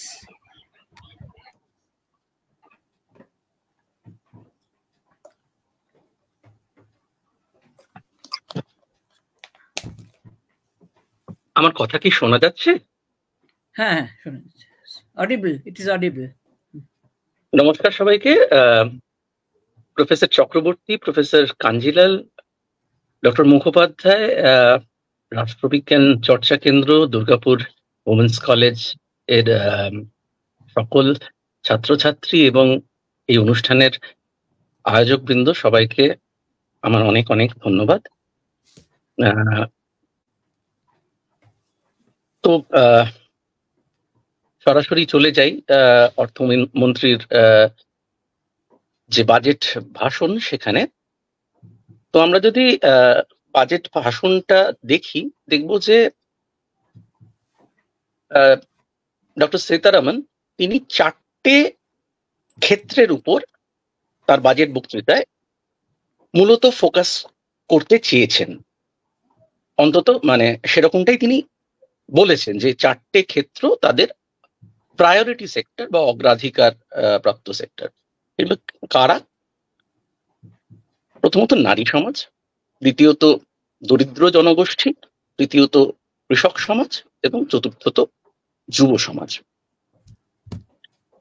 এখন বাজেট নিয়ে যে কোনো আলোচনায় বিভিন্ন ধরনের বর্ণাঢ্য ঘোষণা হয়ে থাকে, কিন্তু আদতে বাজেটটা কেমন হলো সেটা সাধারণ মানুষের উন্নয়নের ক্ষেত্রে সহযোগী হবে না এটা বুঝতে গেলে আমাদের যে জিনিসটা দেখা প্রয়োজন সেটা হচ্ছে যে বিভিন্ন খাতে সরকার কত টাকা বরাদ্দ করেছেন, এবং বিগত যে বাজেট বা বিগত কয়েক বছরের বাজেট, সেখান থেকে সরকারের যে গভর্নমেন্ট এক্সপেন্ডিচারের যে অভিমুখ, সেটা কি growing unrest among youth, among farmers, এগুলোকে কোনোভাবে অ্যাড্রেস করতে চাইছে নাকি তেমনটা নয়। তো ঐতিহাসিকভাবে আমরা যদি বিভিন্ন অর্থমন্ত্রীর বাজেট বক্তৃতা দেখে থাকি, আমরা দেখব যে তুলনামূলকভাবে আর্থসামাজিক ক্ষেত্রে যেসব জনগোষ্ঠী পিছিয়ে, যেমন আদিবাসী, দলিত, সংখ্যালঘু, কৃষক, শ্রমিক, নারী, যুব সমাজ, এদের কথা বারবার করে বাজেট বক্তৃতায় খুব বেশি করে উঠে আসে। কিন্তু বিগত 7.5 দশকের বেশি ধরে যদি সত্যি রাষ্ট্রের এই ক্ষেত্রগুলিতে উন্নয়নের জন্য আন্তরিকতা থাকতো, তাহলে আজকের দিনে দাঁড়িয়ে কার্যত এদের বিপন্নতার কথা সরকারকে ঘুরিয়ে স্বীকার করে নিতে হতো না। আসলে ঘোষণা করা আর সেই ঘোষণার বস্তুনিষ্ঠ যে বাস্তবায়ন, এই দুটোর মধ্যে চায়ের কাপ আর ঠোঁটের মধ্যে যে ফারাক, অনেকটা সেরকম ফারাক রয়েছে। এবং সেই ফারাকটা বোঝানোর জন্য যে প্রকৃত আন্তরিকতা প্রয়োজন, সেটা কি আমাদের রাজনীতিবিদদের মধ্যে রয়েছে? এটা কিন্তু বারবারই আমরা প্রশ্ন করি এবং এই বিতর্ক চলবে। তো এই বাজেটের যে প্রেক্ষাপটে এবারের বাজেট পেশ হলো, সেটা খুবই ইন্টারেস্টিং। কারণ আমরা জানি যে প্রায় 2.5 মাস ধরে দেশ জুড়ে সাধারণ নির্বাচন হলো, এবং সেই নির্বাচনে আবকি বার 400 পারের যে একটা ঢক্কানি নাদ আমরা শুনেছিলাম, কার্যক্ষেত্রে দেখা গেল যে তার সঙ্গে নির্বাচনের যে ফলাফল, তার একটা ব্যাপক ব্যবধান রয়েছে। এবং বিজেপি বিগত 10 বছরে এই প্রথম সংখ্যাগরিষ্ঠতার ধারে কাছেও আসতে পারেনি, এবং সরকার চালানোর জন্য তাদের কোয়ালিশন যে সঙ্গীরা রয়েছে, বিশেষত তেলেগু দেশম পার্টি এবং জনতা দল ইউনাইটেড, এদের ওপর নির্ভর করতে হচ্ছে। দ্বিতীয়ত, বিরোধী সাংসদের সংখ্যা একদিকে যেমন সংসদের ভিতরে বেড়েছে, অন্যদিকে আমরা দেখছি যে বিরোধীদের একটা ঐক্যবদ্ধ চেহারা। সব মিলিয়ে গণতন্ত্রের যে চেহারাটা আমরা কল্পনা করতে বা অতীতে দেখে অভ্যস্ত, যেটা বিগত 10 বছরে অনেকটাই ভারতবর্ষে অনুপস্থিত ছিল, সেই মেজাজটা যেন আবার খানিকটা ফেরত এসেছে। এবং দৃশ্যতই প্রধানমন্ত্রীকে বিগত 10 বছরের মধ্যেই প্রথমবার কিছুটা ব্যাকফুটে দেখাচ্ছে। ফলে একজন সমাজবিজ্ঞানের ছাত্র হিসেবে এই বাজেটের দিকে একটা খুব ইন্টারেস্ট নিয়ে আমি তাকিয়েছিলাম, এবং আমার মনে হয়েছিল যে বাস্তবের একটা বস্তুনিষ্ঠ বিশ্লেষণ করে সরকার তারা যে তাদের অগ্রাধিকারের অভিমুখটা পাল্টাতে চাইছেন, অন্তত এমন একটা বার্তা দিতে চাইবেন। এবং শুরুতেই আপনারা যদি অর্থমন্ত্রীর বাজেট বক্তৃতাটা ভালো করে শোনেন, দেখা যাবে যে অভিমুখটা কিন্তু সেদিকেই ছিল। তার মুখে 9টি প্রায়োরিটি সেক্টরের কথা বারবার শোনা গেছে, এবং বাজেট ডকুমেন্টেও আমরা সেটা দেখেছি। সেগুলো নিয়ে একটু আলোচনা করা যাক। প্রথমত, কৃষি।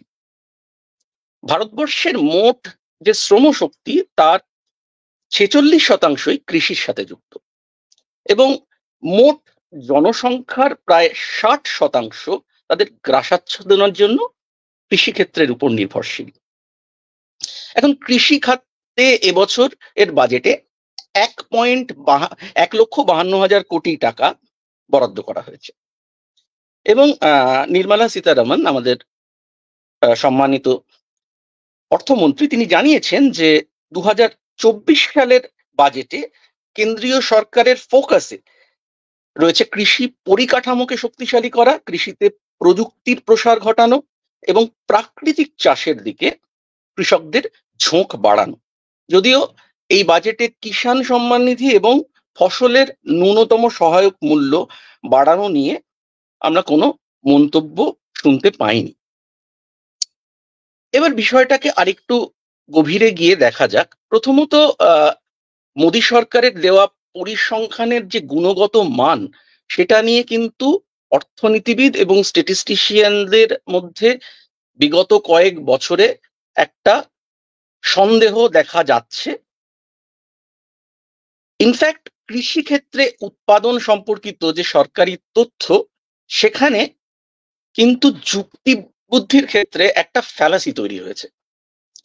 সরকারের দাবি ছিল যে গত বছর নাকি রেকর্ড পরিমাণে খাদ্যশস্যের উৎপাদন হয়েছে, অথচ খাদ্য সুরক্ষা এবং মূল্যবৃদ্ধি রোধের কারণ দেখিয়ে সরকারকে বিজ্ঞপ্তি জারি করে গম, আটা এবং চালের রপ্তানির ওপর বিভিন্ন ধরনের বিধিনিষেধ লাগু করতে হয়। ফলে স্বাভাবিকভাবেই এটা ধরে নেওয়া যায় যে একদিকে রেকর্ড উৎপাদন, অন্যদিকে রপ্তানিও যদি কমে যায়, আভ্যন্তরীণ উৎপাদন বাড়ে, তাহলে ফসলের দাম কমবে। কিন্তু আমরা সবাই জানি, আমরা যারা বাজার করতে যাই আমরা জানি যে সবজি থেকে শুরু করে বিভিন্ন ধরনের খাদ্যশস্য সব কিছুতে দামে মানে আকাশ একটা দাম, যা সাধারণ মানুষের, খেটে খাওয়া মানুষের জীবন ধারণের ক্ষেত্রে একটা বিশাল সমস্যা সৃষ্টি করেছে। ফলে এর থেকে আমরা একটা সিদ্ধান্তে সহজেই পৌঁছতে পারি যে সম্ভবত উৎপাদন সম্পর্কে, কৃষিক্ষেত্রে উৎপাদন সম্পর্কে সরকারের যে দাবি তার তুলনায় কৃষি সংকট অনেক বেশি গভীর। ইনফ্যাক্ট এই যে 1.5 লক্ষ কোটি টাকা, এই সংখ্যাটা প্রাথমিকভাবে শুনতে বিরাট মনে হলেও আমরা যদি শতাংশের হিসেবে দেখি তাহলে মোট 48 লক্ষ কোটি টাকা বাজেট বরাদ্দর মধ্যে এটা মাত্র 3%। যে সেক্টরে দেশের 46% মানুষ কাজ করছেন, যে সেক্টর থেকে দেশের জাতীয় আয়ের 15% আসছে, সেখানে বিগত 10 বছরে সেই মহারাষ্ট্রের কিষাণ লং মার্চ থেকে শুরু করে যদি আমরা কৃষি আইন বিরোধী আন্দোলন দেখি তাহলে দেখব যে কৃষকরা কিন্তু ভীষণভাবে অসন্তুষ্ট, তাদের ক্ষোভ কিন্তু তারা নানানভাবে জানান দিয়েছেন। এবং সাধারণ মানুষ সরকারের বিরুদ্ধে আন্দোলন করতে রাস্তায় তখনই নেমে আসে যখন তাদের কাছে জীবনযাপনটা একটা অসহনীয় জায়গায় চলে যায়।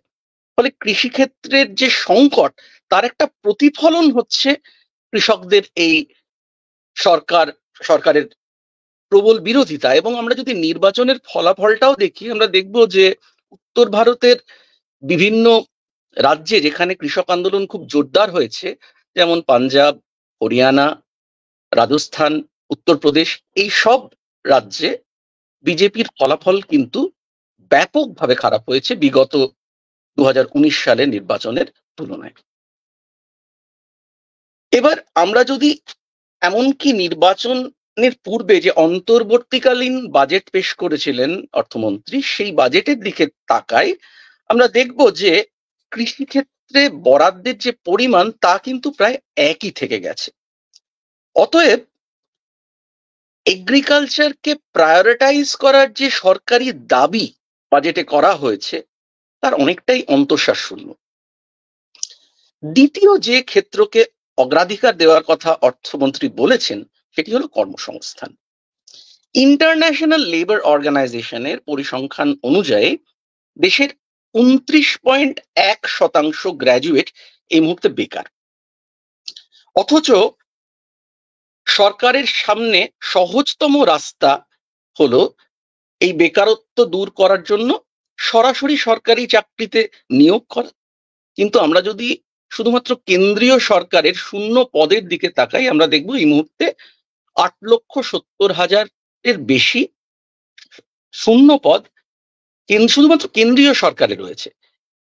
এর মধ্যে রেল রয়েছে, এর মধ্যে ডাক বিভাগ রয়েছে, এর মধ্যে সামরিক বিভাগ রয়েছে, এর মধ্যে আরো বিভিন্ন প্রশাসনিক বিভাগ রয়েছে। শুধুমাত্র রেল দফতরে এই মুহূর্তে শূন্য পদের সংখ্যা প্রায় 2,80,000, যা রেলের মোট যে ভ্যাকেন্সি তার প্রায় 20%। এবার আমরা যদি গত 1.5 বছরে ডেটা দেখি আমরা দেখব যে এই 1.5 বছরে 26টা ছোট বড় মাঝারি রেল দুর্ঘটনা কিন্তু ঘটে গেছে। এবং যারা রেলের কর্মচারী তাদের সাথে কথা বললে এটা বোঝা যায় যে তারা ব্যাপকভাবে ওভারওয়ার্ক, তাদের ওয়ার্কলোড ডিস্ট্রিবিউশন একেবারেই সঠিকভাবে হচ্ছে না, এবং শুধুমাত্র যদি রেলে এই শূন্য পদগুলো সঠিকভাবে পূরণ করা হতো তাহলে হয়তো এই মর্মান্তিক দুর্ঘটনাগুলোর অনেকগুলোকেই আমরা এড়াতে পারতাম। এছাড়াও আমরা দেখছি যে যখন সরকার কোনো নিয়োগ করছে সেই নিয়োগে পার্মানেন্ট জবের থেকেও ঝোঁকটা বাড়ছে কন্ট্রাকচুয়াল এমপ্লয়মেন্টের দিকে। এবার স্বাভাবিকভাবেই কন্ট্রাকচুয়ালি যে মানুষটি এমপ্লয়েড হচ্ছেন তার ক্ষেত্রে এমপ্লয়ার, ক্ষেত্রে সরকার, আমাদের যে শ্রম আইনে একজন শ্রমিকের যে সুরক্ষা কবচগুলো রয়েছে সেগুলো সবকটা দিতে বাধ্য থাকেন না, এমনকি ন্যূনতম মজুরি দিতে বাধ্য থাকেন না, তাদের যে অবসরকালীন সুযোগ সুবিধে সেগুলো তারা দিতে বাধ্য থাকেন না। ফলে যারা নিয়োজিত হচ্ছেন এই কন্ট্রাকচুয়াল বিভিন্ন চাকরিতে তাদের মধ্যে একটা অনিশ্চয়তা রয়েছে, এবং কর্মক্ষেত্রে তাদের যে বিভিন্ন শোষণের মুখোমুখি হতে হচ্ছে সেগুলোকেও তারা মুখ বুঝে অনেক ক্ষেত্রেই সহ্য করতে বাধ্য হন। এবং শুধু তাই নয়, আজকে আমি যদি একটা পাকা চাকরি করি যেখানে আমি জানি যে আমার 60 বছর পর্যন্ত চাকরি রয়েছে, বা 65 বছর বা 58 বছর যাই হোক আমার চাকরি পাকা রয়েছে, এবং তারপর আমার কিছু অবসরকালীন সুযোগ সুবিধে রয়েছে, তাহলে আমার ভোগপণ্য ক্রয়ের ক্ষেত্রে আমি যে টাকা খরচ করব তার যে প্রোপেনসিটি সেটা অনেক বেশি থাকবে। কিন্তু আমি যদি সবসময় আমার ঘাড়ের কাছে একটা যে কোনো মুহূর্তে চাকরি চলে যাওয়ার খাঁড়া ঝুলতে থাকে, তাহলে আমি কিন্তু আজকে যদি আমার 100 টাকা মাইনে বাড়ে, আমি চেষ্টা করব যে ভবিষ্যতে যদি আমার কর্মহীনতার মতন একটা অবস্থা তৈরি হয় তাহলে যেন তার বাফার হিসেবে আমি বেশি বেশি টাকা সেভ করতে পারি। ফলে স্বাভাবিকভাবেই বাজারে যে চাহিদা তার যে যোগান পার্মানেন্ট ওয়ার্কার নিয়োগের মাধ্যমে সরকার করতে পারেন তার থেকে অনেক কম ডিমান্ড জেনারেশন হয় যদি সরকার ক্রমাগত পার্মানেন্ট জবের থেকে কন্ট্রাকচুয়াল জবের দিকে ঝুঁকতে থাকে। এবার এই যে এর সাথে আপনারা যুক্ত করুন যে সরকারি চাকরি থেকে শুরু করে বিভিন্ন পরীক্ষা, নিট বা ইউজিসি নেট, এই প্রতিটি পরীক্ষা আমাদের রাজ্যে যে বিভিন্ন সরকারি চাকরির পরীক্ষা এবং অন্যান্য রাজ্যেও সেখানে যে ব্যাপক দুর্নীতি, এর ফলে যুব সমাজের মধ্যে একটা ভয়ঙ্কর ফ্রাস্ট্রেশন তৈরি হয়েছে, এবং তারা জানে না যে তারা যে যদি পড়াশুনো করে আদৌ পড়াশুনো করে তারা কি একটা সম্মানজনক জীবিকা নির্বাহ করার মতন জায়গায় পৌঁছতে পারবে। এক্ষেত্রে সরকার বলতেই পারে যে কই আমরা তো এবার বাজেটে একটা দুর্দান্ত ঘোষণা করেছি, যেটা আমার পূর্ববর্তী বক্তারাও বলেছেন যে ভারতবর্ষের 500টি শীর্ষ কোম্পানিতে 1 কোটি বেকার যুবক যুবতীকে 1 বছরের জন্য তারা ইন্টার্নশিপের ব্যবস্থা করবে। এবার আদৌ এই 500টি কোম্পানি তারা সেই ইন্টার্নশিপ দিতে বাধ্য কিনা এমন কিন্তু কোনো ঘোষণা আমরা অন্তত বাজেট পড়ে বুঝতে পারিনি। দ্বিতীয়ত, যদি আমরা ধরেও নিই যে এই 500টি কোম্পানি 1 কোটি ছাত্রছাত্রীকে তারা ট্রেন করলো ইন্টার্নশিপের মাধ্যমে এবং তাদের মধ্যে এক ধরনের স্কিল ফরমেশন হলো, তারা চাকরিটা করবেন কোথায়? করবেন তো তারা সংগঠিত ক্ষেত্রে। আজকে ভারতবর্ষের সংগঠিত ক্ষেত্রের কি এখনই যদি 1 কোটি স্কিলড লেবার এই ওয়ার্কফোর্সে জয়েন করে তাদের অ্যাবজর্ব করার মতন ক্যাপাসিটি রয়েছে?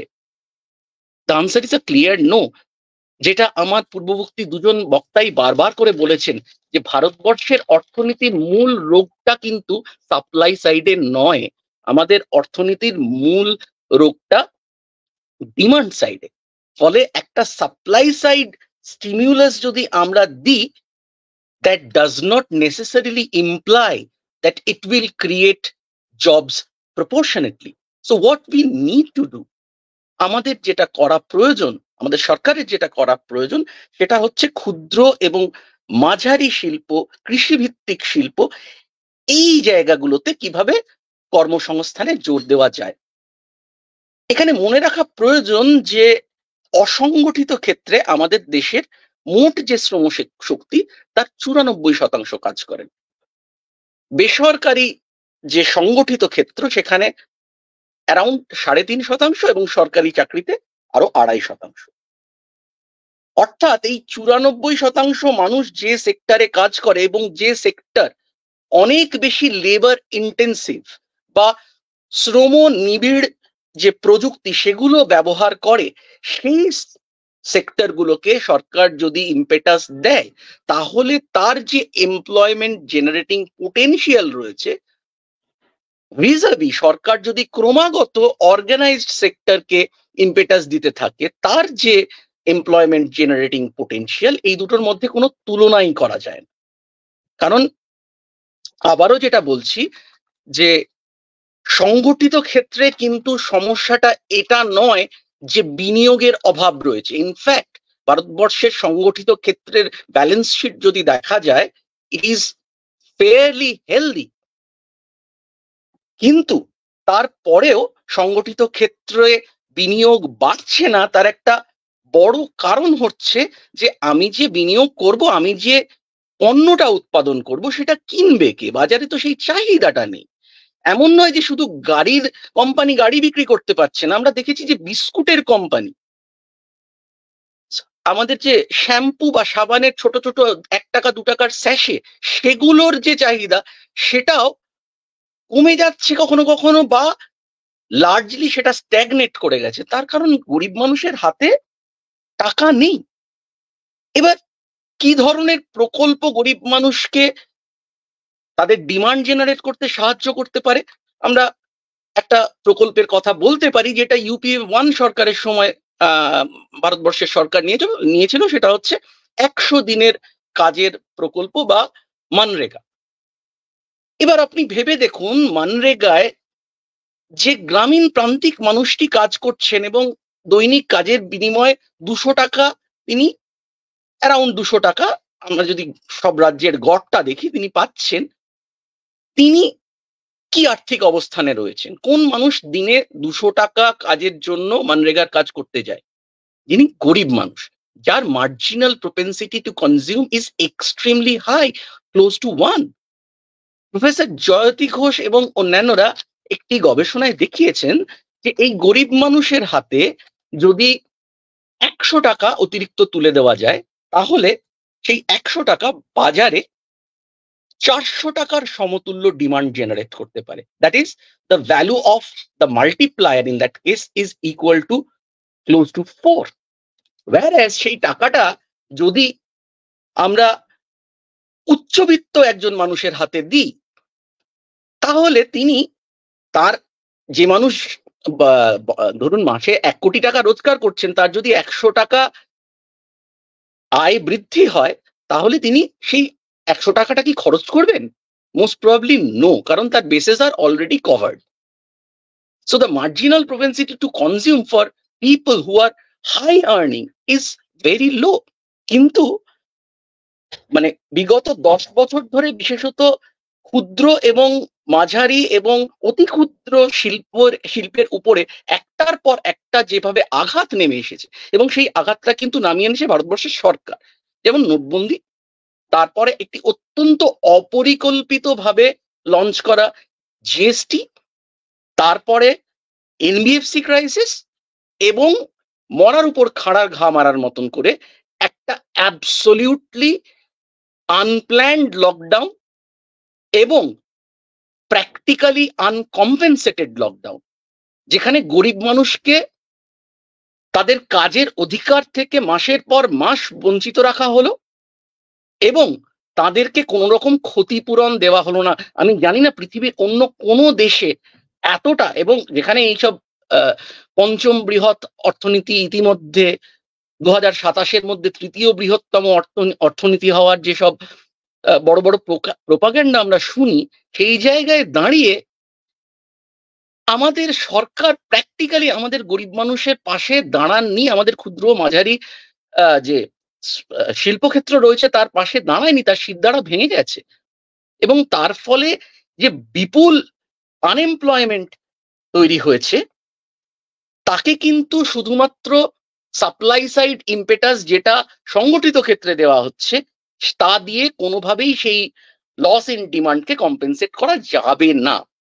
এবার কোয়ান্টিটেটিভ টার্মসে আমরা যদি বোঝার চেষ্টা করি যে আমাদের প্রায়োরিটি সেক্টর তাহলে কি হওয়া উচিত, কোন সেক্টরে যদি সরকার বিনিয়োগ করেন বা খরচ করেন তাহলে এই কর্মসংস্থানের সমস্যাকে আমরা ভালোভাবে অ্যাড্রেস করতে পারতাম।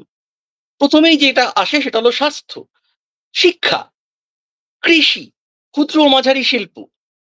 এই সব ক্ষেত্রে সরকারের যে খরচ তাকে বাড়াতে হবে। বিভিন্ন যে সামাজিক সুরক্ষা প্রকল্পগুলো রয়েছে সেখানে সরকারের খরচকে বাড়াতে হবে। একমাত্র তাহলেই যে কর্মসংস্থানের হার সেটা বাড়বে এবং গরিব মানুষের হাতে টাকা আসবে, এবং গরিব মানুষের হাতে টাকা আসলেই একমাত্র, যেহেতু তাদের marginal propensity to consume is very high, সেক্ষেত্রে বাজারে অর্থনীতিতে, গোটা অর্থনীতি যে আমাদের ভারতবর্ষে রয়েছে তাতে যে সেটা যে চাহিদার অভাবে একটা রক্ত শূন্যতায় ভুগছে, সেখানে এক ধরনের ডিমান্ড ইনজেকশন দেওয়া যাবে। এখন এই ডিমান্ডটা যদি ইনজেক্ট করতে হয় সরকারকে, তাহলে তো সরকারকে তার রাজস্ব বাড়াতে হবে। এবার রাজস্ব যদি বাড়াতে হয় তাহলে আমাদের কর কাঠামো নিয়ে আলোচনা করতে হয়, যেটা ডক্টর মুখার্জি খুব চমৎকার ভাবে করেছেন। আমি ওনার বলার পর আমার আর বিশেষ কিছু বলার নেই, আমি অল্প কথায় বিষয়টা প্রত্যক্ষ বনাম পরোক্ষ হারের যে অনুপাত সেটা কিন্তু ভারতবর্ষে ক্রমাগত কমছে, অর্থাৎ যে অপ্রত্যক্ষ হারের যে অনুপাত সেটা বাড়ছে।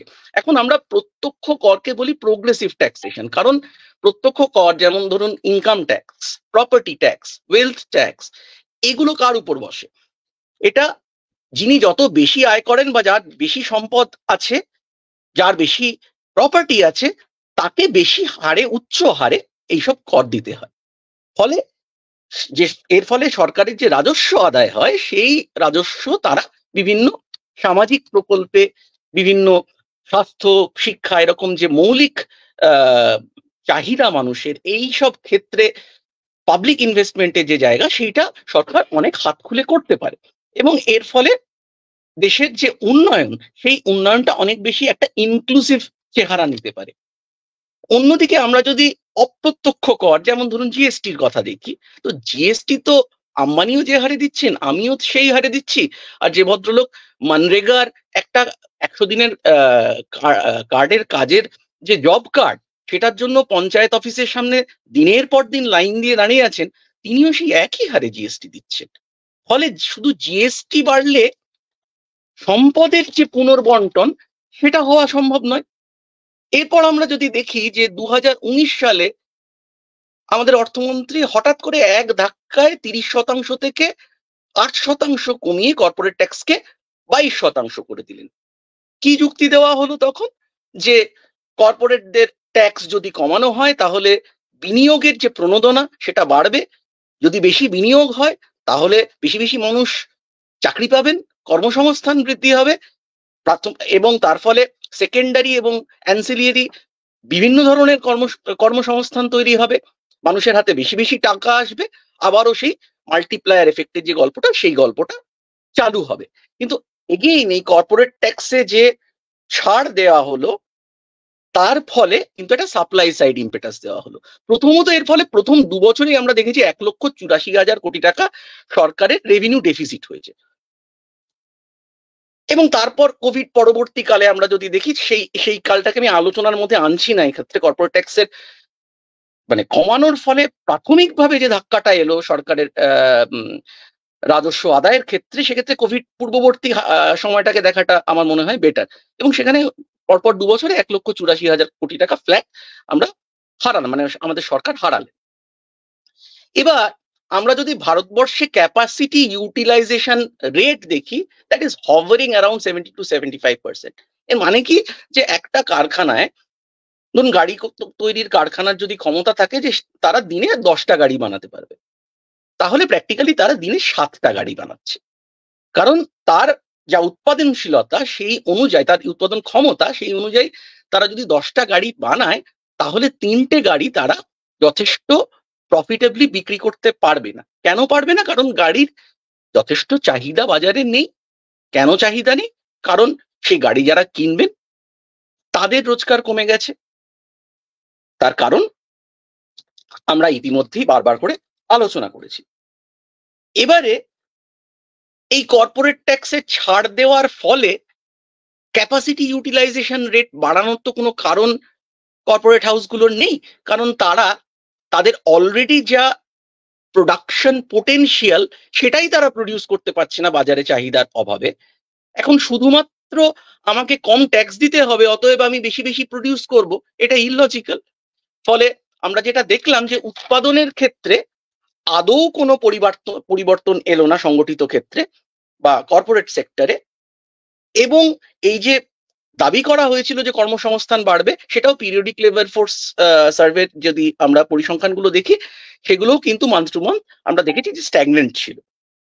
অর্থাৎ আমার রোগ হয়েছে আমার মাথায়, কিন্তু আমাকে ওষুধ দেওয়া হলো ধরুন জ্বরের, এতে করে তো আমার আমার যেখানে সমস্যা সেই সমস্যার কোনো সুরাহা হবে না।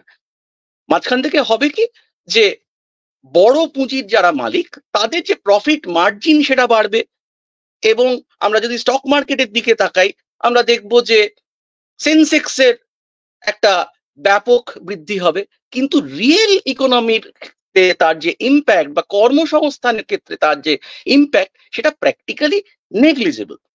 এবং এর ফলে যেটা আমরা দেখছি যে অসাম্যটা এখন বাড়তে বাড়তে, যেটা সীমন্তিনী বলছিলেন যে পিকেটি এবং তার যে সহ গবেষক তাদের যে পেপারটির কথা বলছিলেন, তারা দেখিয়েছেন যে ভারতবর্ষে এই মুহূর্তে ব্রিটিশ রাজ চলাকালীন যে মানে ম্যাক্সিমাম ইনইকুয়ালিটির হার সেটাকেও ছাপিয়ে চলে গেছি আমরা।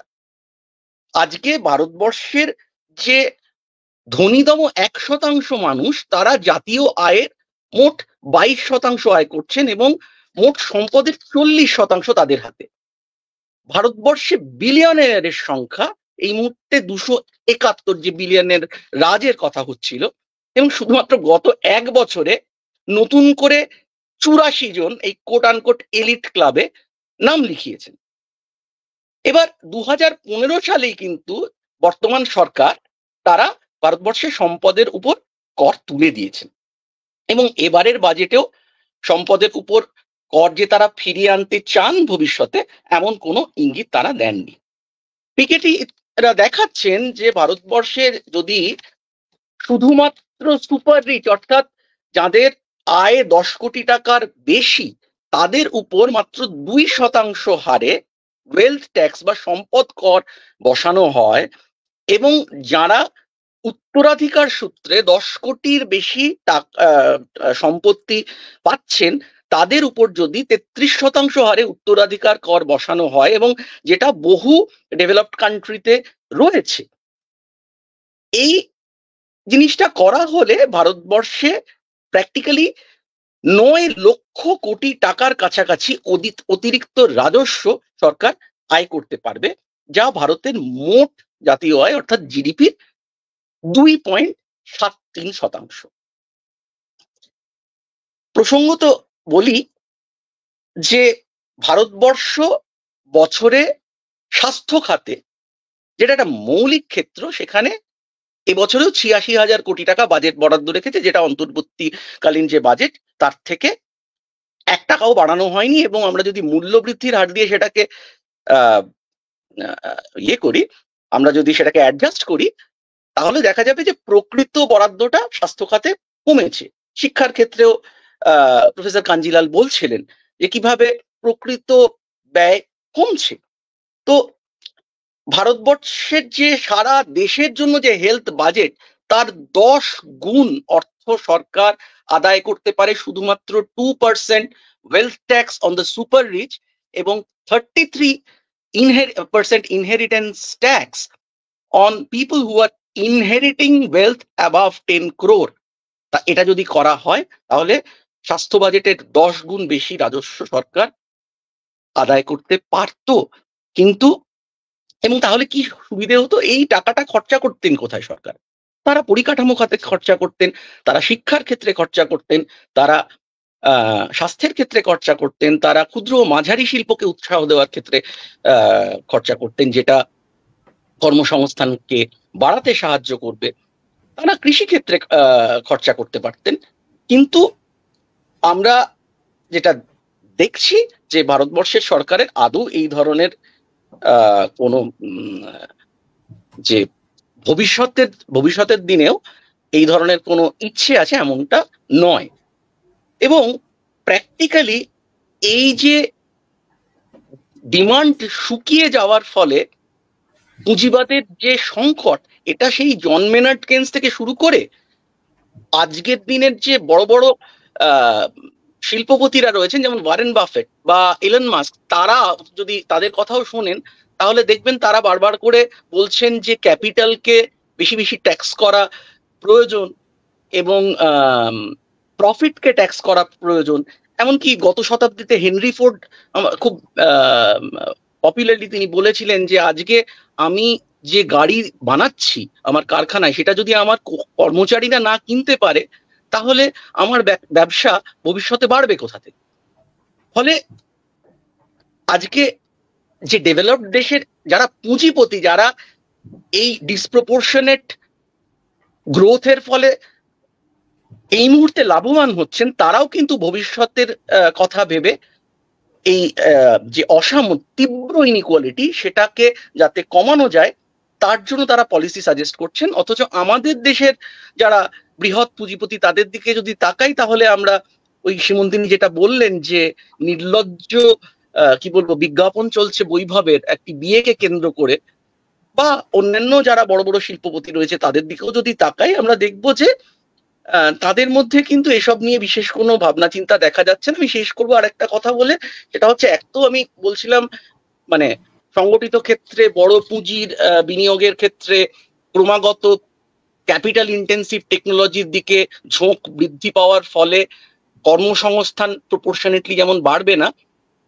আরেকটা শেষ খুব গুরুত্বপূর্ণ কথা বলে আমি আমার বক্তব্য সমাপ্ত করব, সেটা হচ্ছে যে অটোমেশনের যে রেটে অটোমেশন বাড়ছে এবং তার সাথে আর্টিফিশিয়াল ইন্টেলিজেন্সের যে ইউজেজ বিভিন্ন ক্ষেত্রে ঘটছে, তার ফলে কিন্তু পৃথিবীর তাবড় অর্থনীতিবিদ থেকে মানে ইন্ডাস্ট্রির যারা বড় বড় মাথা তারাও অত্যন্ত চিন্তিত। এবং এবারের বাজেট ডকুমেন্টে, এবারের ইন্ডিয়ান ইকোনমিক সার্ভেতে ক্লিয়ারলি সেটা রিফ্লেক্টেড হয়েছে। কিন্তু এটাকে কমব্যাট করার জন্য কোনো পরিষ্কার পলিসি ডিরেকশন কিন্তু এবারের বাজেটই বলুন বা মানে বিগত কয়েক বছর ধরে যে বাজেটগুলো পেশ হয়ে আসছে সেগুলোর কোনোটাতেই আমরা কোনো সুস্পষ্ট অভিমুখ দেখতে পাইনি। ফলে আমি অন্তত এবারের বাজেটে হতাশই হয়েছি এবং ভবিষ্যতেও যে খুব প্যারাডাইম শিফট হবে বা অন্য কেউ সরকারে এলে বিরাট প্যারাডাইম শিফট করে যাবে এমনটাও যে আশা করছি তা নয়। হয়তো কিছু পাল্টাতে পারে, ওপরে ওপরে হয়তো কিছু কসমেটিক চেঞ্জ হতে পারে, কিন্তু মৌলিক যে কাঠামো, অর্থনীতির দর্শনের যে চিন্তা, সেই জায়গায় সেখানে ব্যাপক কিছু পরিবর্তন আসবে এমনটা আশা করার মতন সাহস অন্তত আমি দেখাতে পারছি না। ধন্যবাদ সবাইকে, শুভ সন্ধ্যা। অনেক ধন্যবাদ ডক্টর শাহীন, চমৎকার ভাবে আপনি এই আজকের এবারের বাজেটের অভিমুখ সেটা আপনি যেমন আইডেন্টিফাই করলেন, তেমনি তার প্রেক্ষাপট অর্থাৎ ওই যে কোভিড-19 এবং একটা আনপ্ল্যান লকডাউন এবং মাইগ্রেন্ট লেবার্সের কি অবস্থা হয়েছিল সেই সম্পর্কে আপনি খুব চমৎকার বললেন। এবং এই যে এখন আমরা যে সমস্যার মধ্যে দিয়ে যাচ্ছি, মানে দুটো ধারা আমরা দেখতে পাচ্ছি। একদিকে দেখছি যে একটা ঢক্কানি নাদ, যে কিছু নেই কিন্তু একটা ফুলিয়ে ফাঁপিয়ে জিনিসটাকে মানুষের সামনে এমন ভাবে পরিবেশন করা হচ্ছে যে কিছু মানুষ যারা এগুলো খুব ভালো বোঝেন না খুঁটিনাটি গুলো, তারা খুব উদ্দীপিত হচ্ছেন। কিন্তু আপনাদের মতো ইকোনমিস্ট এবং যারা ইকোনমিক্সের ছাত্র তারাও নিশ্চয়ই বুঝবে যে আসলে কিন্তু এই বাজেটটার মধ্যে তেমন কিছুই নেই যেটা সত্যি সত্যি আমাদের কোনো একটা ইতিবাচক দিশা দেখাতে পারে আর কি। যে এগ্রিকালচারকে হেনস্থা করার জন্য এই যে একটা ব্যাপক হারে যে ইয়ে হলো আর কি, কৃষকদের যে আন্দোলন হলো এবং তার অভিঘাত যে আমরা দেখলাম যে এবারের 2024-এর ইলেকশনেও পড়লো, যার জন্য উত্তরপ্রদেশে এরকম একটা ফল হলো। এবং আপনি যেটা বললেন খুব সঙ্গতভাবেই যে মোদি নইলে অ্যাবসলিউট মেজরিটিতে এবার পেলেন না, না যে 240-এ এসেই থমকে দাঁড়াতে হলো।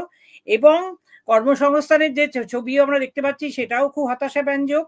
আর যেটা সত্যি খুব সংশয়জনক সেটা হচ্ছে চুক্তিভিত্তিক কাজ, যাদের সামনে কোনো ভবিষ্যৎ নেই, যে এখন আছে কাজ, কাজ করছি এবং যে কোনো মুহূর্তে ছাঁটাই হয়ে যেতে পারি এইটা। এবং এই যে ডিমনিটাইজেশনের কথাও আপনি বললেন, যে ডিমনিটাইজেশন হয়েছিল সম্ভবত 2016, তারপরেও কিন্তু একটা ইলেকশন হয়েছে 2019-এ, তার মধ্যেও কিন্তু ডিমনিটাইজেশনের কোনো ইম্প্যাক্ট মানে নেগেটিভ ইম্প্যাক্ট কিন্তু সেই ইলেকশনে আমরা দেখতে পাইনি। তখন কিন্তু লোকে ভীষণভাবেই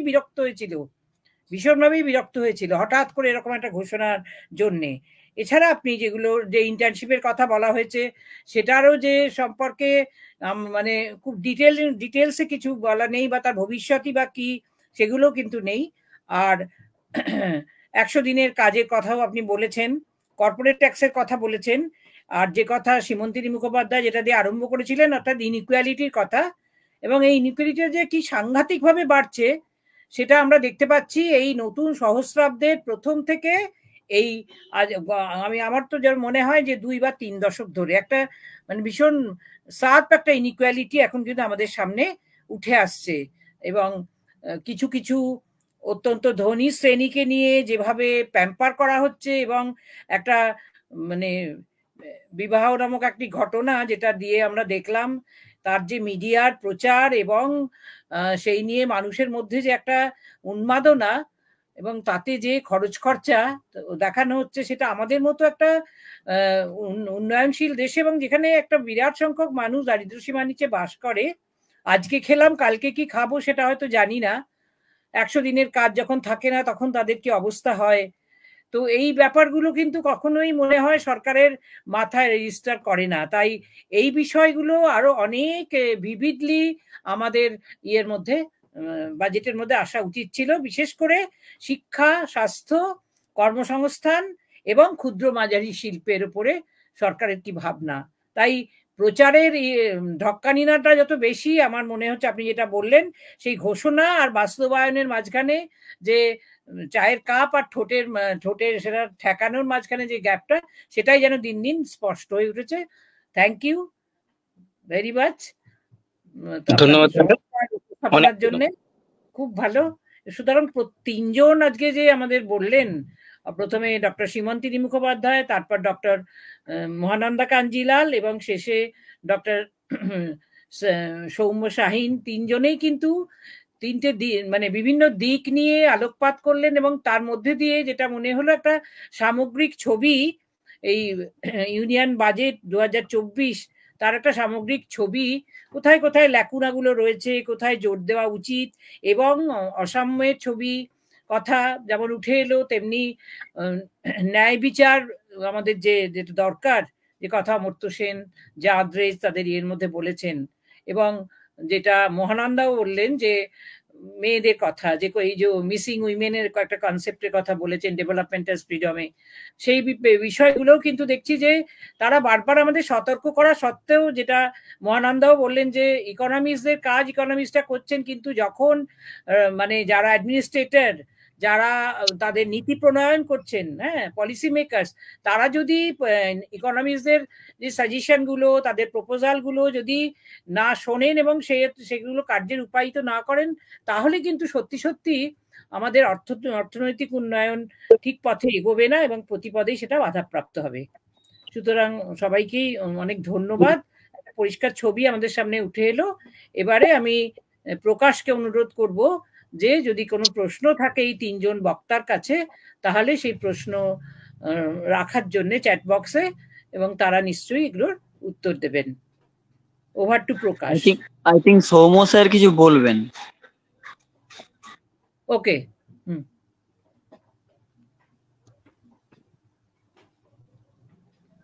উনি বেরিয়ে গেলেন। ঠিক আছে, তুমি বলো প্রশ্নগুলো ইনভাইট করো, তারপর উনি আসলে উনি আবার বলবেন। আচ্ছা, উনি উনি এসেছেন। হ্যাঁ, বলুন বলুন। ম্যাডামের কথার সূত্রেই একটা কথা বলছি যে এই যে অমর্ত্য সেন বা জাহাজ রেজের কথা ম্যাডাম আপনি বললেন, আমাদের সরকার তো এই মুহূর্তে একটা ভীষণভাবে অ্যান্টি ইন্টেলেকচুয়ালিজমের যে পপুলিস্ট প্রোপাগান্ডা তারা করছেন, যেখানে হার্ড ওয়ার্ক এবং হার্ভার্ডকে প্র্যাকটিক্যালি লড়িয়ে দেওয়া হচ্ছে as if they are substitutable in nature. কিন্তু আমরা সবাই জানি যে হার্ভার্ড এ পড়াশুনো করতে, সেখানে অধ্যাপনা করতে বা একটা নোবেল পুরস্কার পেতে গেলে যে পরিমাণ হার্ডওয়ার্ক প্রয়োজন সেটা হয়তো মানে সাধারণ মানুষের পক্ষে সম্ভব নয়। অতএব এই দুটো হার্ডওয়ার্ক এবং হার্ভার্ড, এই দুটো একে অপরের পরিপূরক দুটো বিষয়, এরা একে অপরকে কখনোই প্রতিস্থাপন করতে পারে না। ঠিকই, ঠিক। হ্যাঁ প্রকাশ, এবার দেখো কোনো প্রশ্ন যদি থাকে চ্যাট বক্সে। প্রশ্ন সেরকম নেই। এই একজন লিখেছেন যে আমি সেটা বলছি, খুব সুন্দর আলোচনা, আলোচনায় অংশগ্রহণ করতে পেরে খুব ভালো লাগছে। ধন্যবাদ রাষ্ট্রবিজ্ঞান চর্চা কেন্দ্রকে। আর দেখতে পাচ্ছি না। হ্যাঁ, উনি অ্যাকচুয়ালি আমাদের কলেজে বাংলার অধ্যাপক বিবেকানন্দ। আচ্ছা আচ্ছা, হ্যাঁ তিনজনেই তো মানে নিজেদের মতো করে নিজেদের ইয়ে থেকে স্ট্যান্ড পয়েন্ট থেকে খুব সুন্দর বলেছেন। সীমন্তিনী, মহানন্দা এবং সৌম্য শাইন খুবই ভালো। এবং আমি নিজেও অনেকটা সমৃদ্ধ হলাম আর কি, কারণ আমি তো ইকোনমিস্ট নই, আমি সোশিওলজিস্ট। সুতরাং আমার কাছে, মহানন্দার কাছে আমার একটা প্রশ্ন ছিল। মহানন্দা, যে impact of union budget on Indian economy, এই ব্যাপারটা তো আমাদের কাছে আজকে স্পষ্ট হলো। যেহেতু তুমি পলিটিক্যাল অ্যানালিস্ট এবং প্রায় সন্ধ্যেতেই তোমাকে বিভিন্ন চ্যানেলে দেখি, তাই তোমার কাছে আমার প্রশ্ন হচ্ছে যে এই পলিটিক্সের ক্ষেত্রে এর ইম্প্যাক্টটা কি, যদি একটু বলো। একটু হ্যাঁ বলছি, জাস্ট একটু সংক্ষেপে যদি বলো আর কি। হ্যাঁ বলছি, সেটা পলিটিক্স এর ক্ষেত্রে যেটা আমি আমার মানে যখন আমি বললাম তখনই বলেছি। এক মিনিট প্লিজ।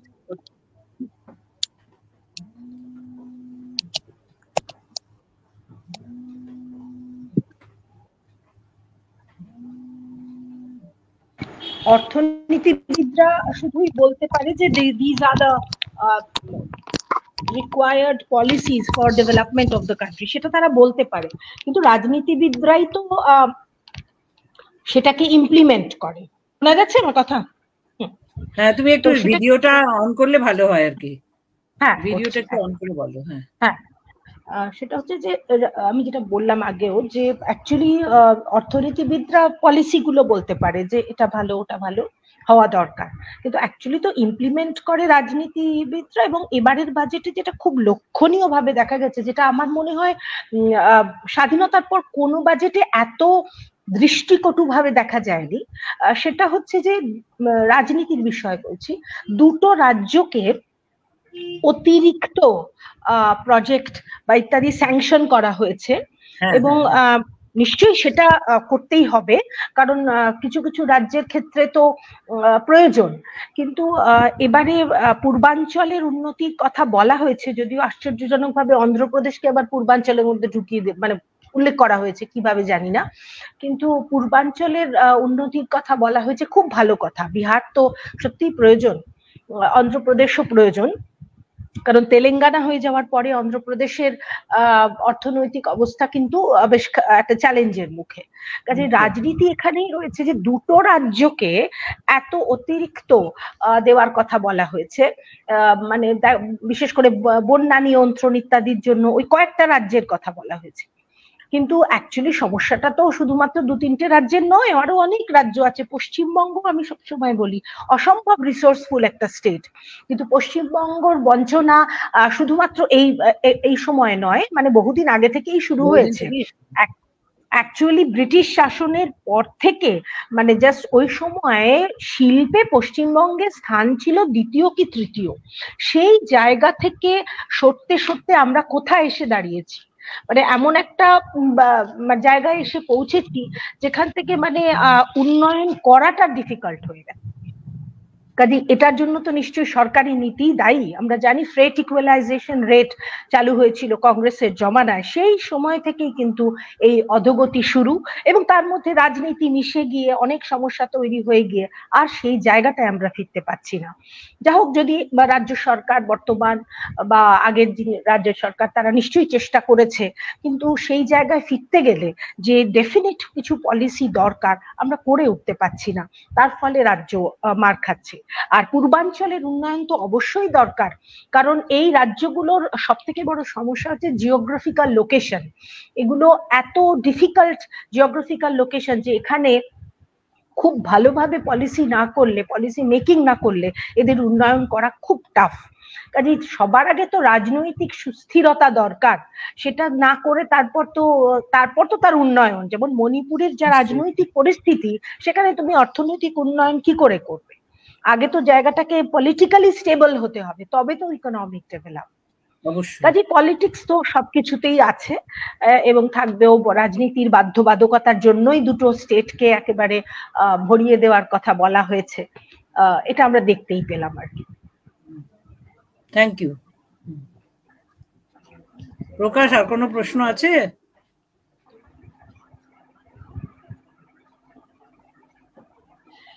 প্রকাশ,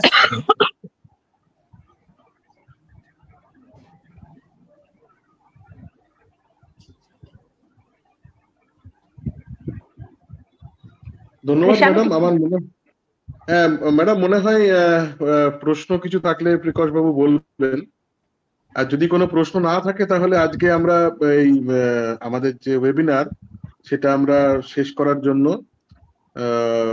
আমাদের ভোট অফ থ্যাঙ্কস শুরু করতে চাই। তো আমি একটু অপেক্ষা করছি যদি প্রকাশ বাবু কোনো কোয়েশ্চেন বলেন, আদারওয়াইজ আমরা ভোট অফ থ্যাঙ্কস এ চলে যেতে পারি। উনি কি আছেন? উনি কি শুনতে পাচ্ছেন আমার কথা? না, ও বোধহয় লেফট হয়ে গেছে মনে হয়, দেখছি, ফোন করি। ওকে ম্যাম, আপনার অনুমতি নিয়ে আমি বলবো।